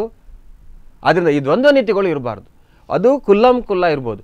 ನೋಡಿ, ಸಂವಿಧಾನ ಇರುವುದು ಸರ್ವರಿಗೆ ಸಮಬಾಳು, ಸರ್ವರಿಗೂ ಸಮಪಾಲು ಕೊಡಬೇಕಂತ ಡಾಕ್ಟರ್ ಅಂಬೇಡ್ಕರ್ ಅವರ ಒಂದು ಆಶಯದ, ಈ ಒಂದು ಸಂವಿಧಾನದ ಆಶಯಗಳನ್ನು, ಸಂವಿಧಾನದ ಏನು ತತ್ವ ಸಿದ್ಧಾಂತಗಳನ್ನು ನಾವು ಪಾಲಿಸಬೇಕಾದದ್ದು ಅಧಿಕಾರದಲ್ಲಿದ್ದವರ ಕರ್ತವ್ಯ. ನಾವು ಅಧಿಕಾರಕ್ಕೆ ಬರುವಾಗ ಪ್ರತಿಜ್ಞೆ ಮಾಡಿ ಬರ್ತೇವೆ, ಜನರ ಎದುರಲ್ಲಿ ಸಂವಿಧಾನದ ಮೇಲೆ ಪ್ರತಿಜ್ಞೆ ಮಾಡಿ ಬರ್ತೇವೆ. ನಾವು ರಾಗ ದ್ವೇಷಗಳನ್ನು ಮಾಡುವುದಿಲ್ಲ, ಎಲ್ಲರನ್ನು ಸಮಾನರಾಗಿ ಕಾಣ್ತೇವೆ. ಆದರೆ ನಾನು ಒಂದು ಮಾತು ಹೇಳ್ತೇನೆ, ಯಾರು ಹಿಂದುಳಿದಿದ್ದಾರೆ ಅವರನ್ನು ಮುಂದೆ ತೆಗೆದುಕೊಳ್ಳಿಕ್ಕೆ ಈ ಮೀಸಲಾತಿಗಳೆಲ್ಲ ಬೇಕಾಗ್ತದೆ. ಆ ಮೀಸಲಾತಿ ಯಾವ ಧರ್ಮಕ್ಕೆ ಇರ್ಬೋದು, ಯಾವ ಜಾತಿಗೂ ಇರ್ಬೋದು, ಅದು ಶಾಶ್ವತ ಅಲ್ಲ, ಕೆನೆ ಪದರ ಹೋಗ್ತದೆ. ಇವತ್ತು 1989ರಲ್ಲಿ VP ಸಿಂಗ್ ಪ್ರಧಾನಮಂತ್ರಿ ಆಗಿದ್ದಾಗ ಮಂಡಲ್ ಆಯೋಗ ತಂದರು, ಮಂಡಲ್ ವರದಿ ಅಂತಂದ. ಆಗ ಇದೇ BJPಯವರು ABVP ವಿದ್ಯಾರ್ಥಿಗಳನ್ನು ಉತ್ತರ ಪ್ರದೇಶ ಎಲ್ಲ ಕಾಲೇಜಿನ ಹೊರಗೆ ತಂದು ಪ್ರತಿಭಟನೆ ಮಾಡಿದರು. ನೋಡಿ, ಇವರದ್ದು ದ್ವಂದ್ವ ನೀತಿ ನೋಡಿ ಇವರದ್ದು. ಇದನ್ನು ನಾನು ಹೇಳಲಿಕ್ಕೆ ಇಷ್ಟಪಡ್ತಾ ಇದ್ದೇನೆ. ಯಾರು ಹಿಂದುಳಿದ ವರ್ಗದವರಿಗೆ ಮೀಸಲಾತಿ ಕೊಡುವ ವಿಷಯದಲ್ಲಿ ಇವರು ಎಗೇನ್ಸ್ಟ್ ಮಾಡಿದ್ದು, ವಿರೋಧ ಮಾಡಿದರು, ದೇಶಾದ್ಯಂತ ವಿರೋಧ ಮಾಡಿದರು. ಇದೆಲ್ಲವೂ ಕೂಡ ಏನು BJPಯ ದ್ವಂದ್ವ ನೀತಿಯನ್ನು ನಾನು ಹೇಳಲಿಕ್ಕೆ ಇಷ್ಟಪಡ್ದೆ. ಈ ರೀತಿ ಮಾಡೋದು, ತಾವು ಅಧಿಕಾರದಲ್ಲಿದ್ದಾಗ ಅದನ್ನೇ ಮಾಡೋದು, ಅದು ದ್ವಿಮುಖನಿದೆ. ಈ ರೀತಿಯ ರಾಜಕೀಯ ಕಾರಣವನ್ನು ನಾನು ಬಯಸುವುದಿಲ್ಲ ಅಂತ ಹೇಳಿ ಇಷ್ಟಪಡ್ತೇನೆ. ಎಸ್, ಜನಾರ್ದನ್ ಭಂಡಾರ್ಕರ್ ಅವರೇ, ಇವತ್ತು ಈ ಪ್ರತಾಪ್ ಸಿಂಹ ಅವರ ಈ ಘಟನೆಯನ್ನ ನೋಡುವಾಗ ಯಡಿಯೂರಪ್ಪನವರು ಕೂಡ ಒಂದಷ್ಟು ಆರೋಪವನ್ನು ಮಾಡಿದ್ರು. ಪೊಲೀಸ್ ಇಲಾಖೆಯನ್ನ ತನ್ನ ಸ್ವಾರ್ಥಕ್ಕೋಸ್ಕರ ರಾಜ್ಯ ಸರ್ಕಾರ ಬಳಸ್ಕೊಳ್ತಾ ಇದೆ. ಸೊ ಇದು ಬಹುತೇಕ ಎಲ್ಲ ಬಿಜೆಪಿ ನಾಯಕರುಗಳು ಕೂಡ ಮಾಡಿರ್ತಕ್ಕಂತಹ ಆರೋಪ. ಸೊ ಇದಕ್ಕೆ ಏನ್ ಹೇಳ್ತಾರೆ? ಒಬ್ಬ ಸಂಸದನ ಮೇಲೆ ಕೇಸ್ ಆಗಿದೆ, ಅರೆಸ್ಟ್ ಆಗಿದ್ರು. ಸೊ ಈ ಎಲ್ಲ ವಿಚಾರಗಳನ್ನ ನೋಡ್ತಕ್ಕಂಥ ಸಂದರ್ಭದಲ್ಲಿ ಒಂದು ಹಂತದಲ್ಲಿ ಏನು ಆಡಳಿತ ಪಕ್ಷ ಅನ್ನುವಂಥದ್ದು ಪೊಲೀಸರನ್ನ ಬಳಕೆ ಮಾಡಿಕೊಂಡಿದೆ ಅನ್ನುವಂಥ ಆರೋಪವನ್ನ ಅವ್ರು ಮಾಡಿರುವಂಥದ್ದು. ಸೊ ಅದಕ್ಕೆ ಏನ್ ಹೇಳ್ತೀರಾ? ಅಲ್ಲ, ಒಬ್ಬ ಸಂಸದನಾಗಿ ಕಾನೂನನ್ನೇ ಕೈಗೆತ್ತಿಕೊಳ್ಳುವಾಗ ಸುಮ್ಮನೆ ಕೂತ್ಕೊಳ್ಬೇಕಾ? ಆಗ ಪ್ರಜಾಸತ್ತೆಗೆ ಏನು ಬೆಲೆ ಆಗ್ತದೆ? ಜನ ಏನು ಹೇಳ್ತಾರೆ? ಸಂಸದನೊಬ್ಬ ತಪ್ಪು ಮಾಡಿದಾಗ, ಆತನೇ ಈ ರೀತಿ ತಪ್ಪು ಮಾಡಿದಾಗ ಜನರು ಕೂಡ ಬಿಡುವುದಾ? ಕಾನೂನು ಕೈಗೆತ್ತಿಕೊಳ್ಳಿಗೆ ಬಿಡಬೇಕಾ? ಜನ ಏನು ಎಣಿಸ್ತಾರೆ? ಆತನು ಮಾಡಿದ ನಾವು ಮಾಡ್ಬೋದು ನಾಳೆ ಅಂತ. ಕೆಲವು ವಿಧಿವಿಧಾನಗಳು ಇವೆ, ಕೆಲವು ಮಾರ್ಗಸೂಚಿಗಳಿವೆ. ಇವತ್ತು ಒಂದು ಯೋಜನೆ ಬರ್ತದೆ, ಆ ಯೋಜನೆಗೆ ಆ ಹಣವನ್ನು ನೀಡಬೇಕಾದ್ರೆ ಅದಕ್ಕೂ ಬೇಕಾದ ಕೆಲವು ವಿಧಿವಿಧಾನಗಳಿವೆ, ಕಾನೂನಾತ್ಮಕವಾದ ವಿಧಿವಿಧಾನಗಳಿವೆ. ಅದು ಇಲ್ಲದೆ ಸಾರಾಸಗಟಾಗಿ ಯಾರಿಗೂ ಯಾವ ಪ್ರಧಾನಿಯಾಗಲಿ ಯಾರು ರಾಷ್ಟ್ರಪತಿ ಆಗಲಿ ಮಾಡಲಿಕ್ಕೆ ಬರುವುದಿಲ್ಲ. ಅದೇ ರೀತಿ ವಿಧಿವಿಧಾನಗಳು ಇವತ್ತು ಕಳೆದ 1992ರ ನಂತರ, ಅದರ ಮೊದಲು ಇಂಥ ರೆಸ್ಟ್ರಿಕ್ಷನ್ ಇರಲಿಲ್ಲ. ಯಾವಾಗ ಬಾಬ್ರಿ ಮಸೀದಿ ಧ್ವಂಸ ಪ್ರಕರಣ ಆಯಿತು, ಅದರ ನಂತರ ಈ ರೀತಿಯ ಗಲಭೆಗಳು ಅಲ್ಲಲ್ಲಿಯ ಉತ್ಸವಗಳಲ್ಲಿ ಆಗುವಾಗ ಸರ್ಕಾರ ಕೂಡ ಅಧಿಕಾರದಲ್ಲಿ ಎಚ್ಚೆತ್ತುಕೊಳ್ಬೇಕಾಗ್ತದೆ. ಇವತ್ತು ನಾಳೆ ಏನಾದರೂ ಹೆಚ್ಚು ಕಡಿಮೆ ಆಯಿತು, ಯಾವುದೋ ಒಂದು ಜೀವಕ್ಕೆ ಏನು ಸಂಚಕಾರ ಆಯಿತು, ಆಗ ಏನು ಹೇಳ್ತಾರೆ? ಸರ್ಕಾರದ ಮೇಲೆ ಅಲ್ವ ದೂರು ಕೊಡೋದು, ಸರ್ಕಾರದಲ್ಲ, ಅವನ ಜೀವ ಹೋಯಿತು, ಈಗ ಯಾರು ಕೊಡ್ತಾರೆ ಅಂತ. ನಾಳೆ ಹೆಚ್ಚು ಕಡಿಮೆ ಆಗಿ ಆದರೆ ಇವತ್ತು ದತ್ತಪೀಠದ ಅಲ್ಲಿ ಕೂಡ ಒಂದು ಕಡೆಯಲ್ಲಿ ಒಂದು ಭಾಗದಲ್ಲಿ ಕಲ್ಲು ತೂರಾಟ ಕೂಡ ನಡೆಯಿತು. ಬಹುತೇಕ ಪತ್ರಿಕೆಗಳಲ್ಲಿ ಅದು ಬರಲಿಲ್ಲ. ಆ ರೀತಿ ಆದರೆ ಅವರು ಆದರೂ ಕೂಡ ಅಲ್ಲಿ ಇವರು SP ಅವರು ಅವರು ಅಣ್ಣಾಮಲೆಯವರು ಅದನ್ನು ಚಾಕಚಕ್ಯತೆಯಿಂದ ಅದನ್ನು ನಿಭಾಯಿಸಿದ್ರು. ಅವರು ಅದೇ ಗಲಾಟೆ ಇಡೀ ಕರ್ನಾಟಕಕ್ಕೆ ವ್ಯಾಪಿಸಲಿಕ್ಕೆ ಒಂದು ಸಹಕಾರಿಯಾಗ್ತದೆ. ಅದು ಆಗಬಾರ್ದು. ಅದನ್ನು ಇವತ್ತು BJP ಮಾಡ್ತಾ ಇದೆ. ಧರ್ಮದ ಹೆಸರಿನಲ್ಲಿ ಇವತ್ತು ಕೋಮು ಗಲಭೆಯನ್ನು ಮಾಡಿ ನಂತರ ಅದನ್ನು ಮತಗಳನ್ನಾಗಿ ಪರಿವರ್ತಿಸಲಿಕ್ಕೆ ಇವತ್ತು BJP ರಾಜ್ಯದಲ್ಲಿ ಮಾಡ್ತದೆ ಅಂತ. ಇವತ್ತು ಕರ್ನಾಟಕ ರಾಜ್ಯದಲ್ಲಿ ಸಿದ್ದರಾಮಯ್ಯನವರ ಉನ್ನತ ಆಡಳಿತವನ್ನು ಅವ್ರು ನೋಡಲಿಕ್ಕೆ ಆಗೋದಿಲ್ಲ. ಅದು ಹೇಗಾದರೂ ಬೀಳಿಸಬೇಕು. 2018ರಲ್ಲಿ BJP ಅಧಿಕಾರಕ್ಕೆ ಬರಬೇಕೆಂದು ಯಡಿಯೂರಪ್ಪ ಇರ್ಬೋದು, ಆ ಪಕ್ಷವರು ಎಲ್ಲರೂ ಇರ್ಬೋದು, ಹೊಡಿಕಡಿ ಬಡಿ ಸಂಸ್ಕೃತಿಯ ಇವರನ್ನು ಬೇಕಾದಷ್ಟು ನಾವು ನೋಡಿದ್ದೇವೆ ಅಂತ ಹೇಳಿ ಇಷ್ಟಪಡ್ತಾ ಇದ್ದೇನೆ. ಧನ್ಯವಾದಗಳು ಜನಾರ್ದನ್ ಭಂಡಾರ್ಕರ್ ಅವರೇ. ಬಹಳಷ್ಟು ವಿಚಾರಗಳ ಬಗ್ಗೆ ನಮ್ಮ ಜೊತೆ ಚರ್ಚೆ ಮಾಡಿದರೆ. ಕಾರ್ಯಕ್ರಮಕ್ಕೆ ಆಗಮಿಸಿದ್ದಕ್ಕಾಗಿ ಧನ್ಯವಾದಗಳು. ಎಸ್ ವೀಕ್ಷಕರೇ, ಇದು ಈ ಹೊತ್ತಿನ ವಿಶೇಷ ಹನುಮ ಜಯಂತಿಯ ಸಂದರ್ಭದಲ್ಲಿ ಪ್ರತಾಪ್ ಸಿಂಹ ಅವರ ನಡವಳಿಕೆ ಮತ್ತು ರಾಜ್ಯ ಸರ್ಕಾರದ ಕುರಿತಾಗಿ ಬಂದಿರತಕ್ಕಂತಹ ಆರೋಪಗಳು. ಬಹುಶೇಕ ಈ ವಿಚಾರದಲ್ಲಿ ಯಾರು ಸರಿ ಯಾರು ತಪ್ಪು ಅನ್ನೋದನ್ನ ಜನ ಮುಂದಿನ ಚುನಾವಣೆಯಲ್ಲಷ್ಟೇ ನಿರ್ಧರಿಸಬಲ್ಲರು. ಇದೇ ಹೊತ್ತಿನ ವಿಶೇಷ ಹನುಮ ಪ್ರತಾಪ. ನಿರಂತರ ಸುದ್ದಿ ಮನರಂಜನೆಗಾಗಿ ವೀಕ್ಷಿಸ್ತಾ ಇರಿ ಸ್ಪಂದನ.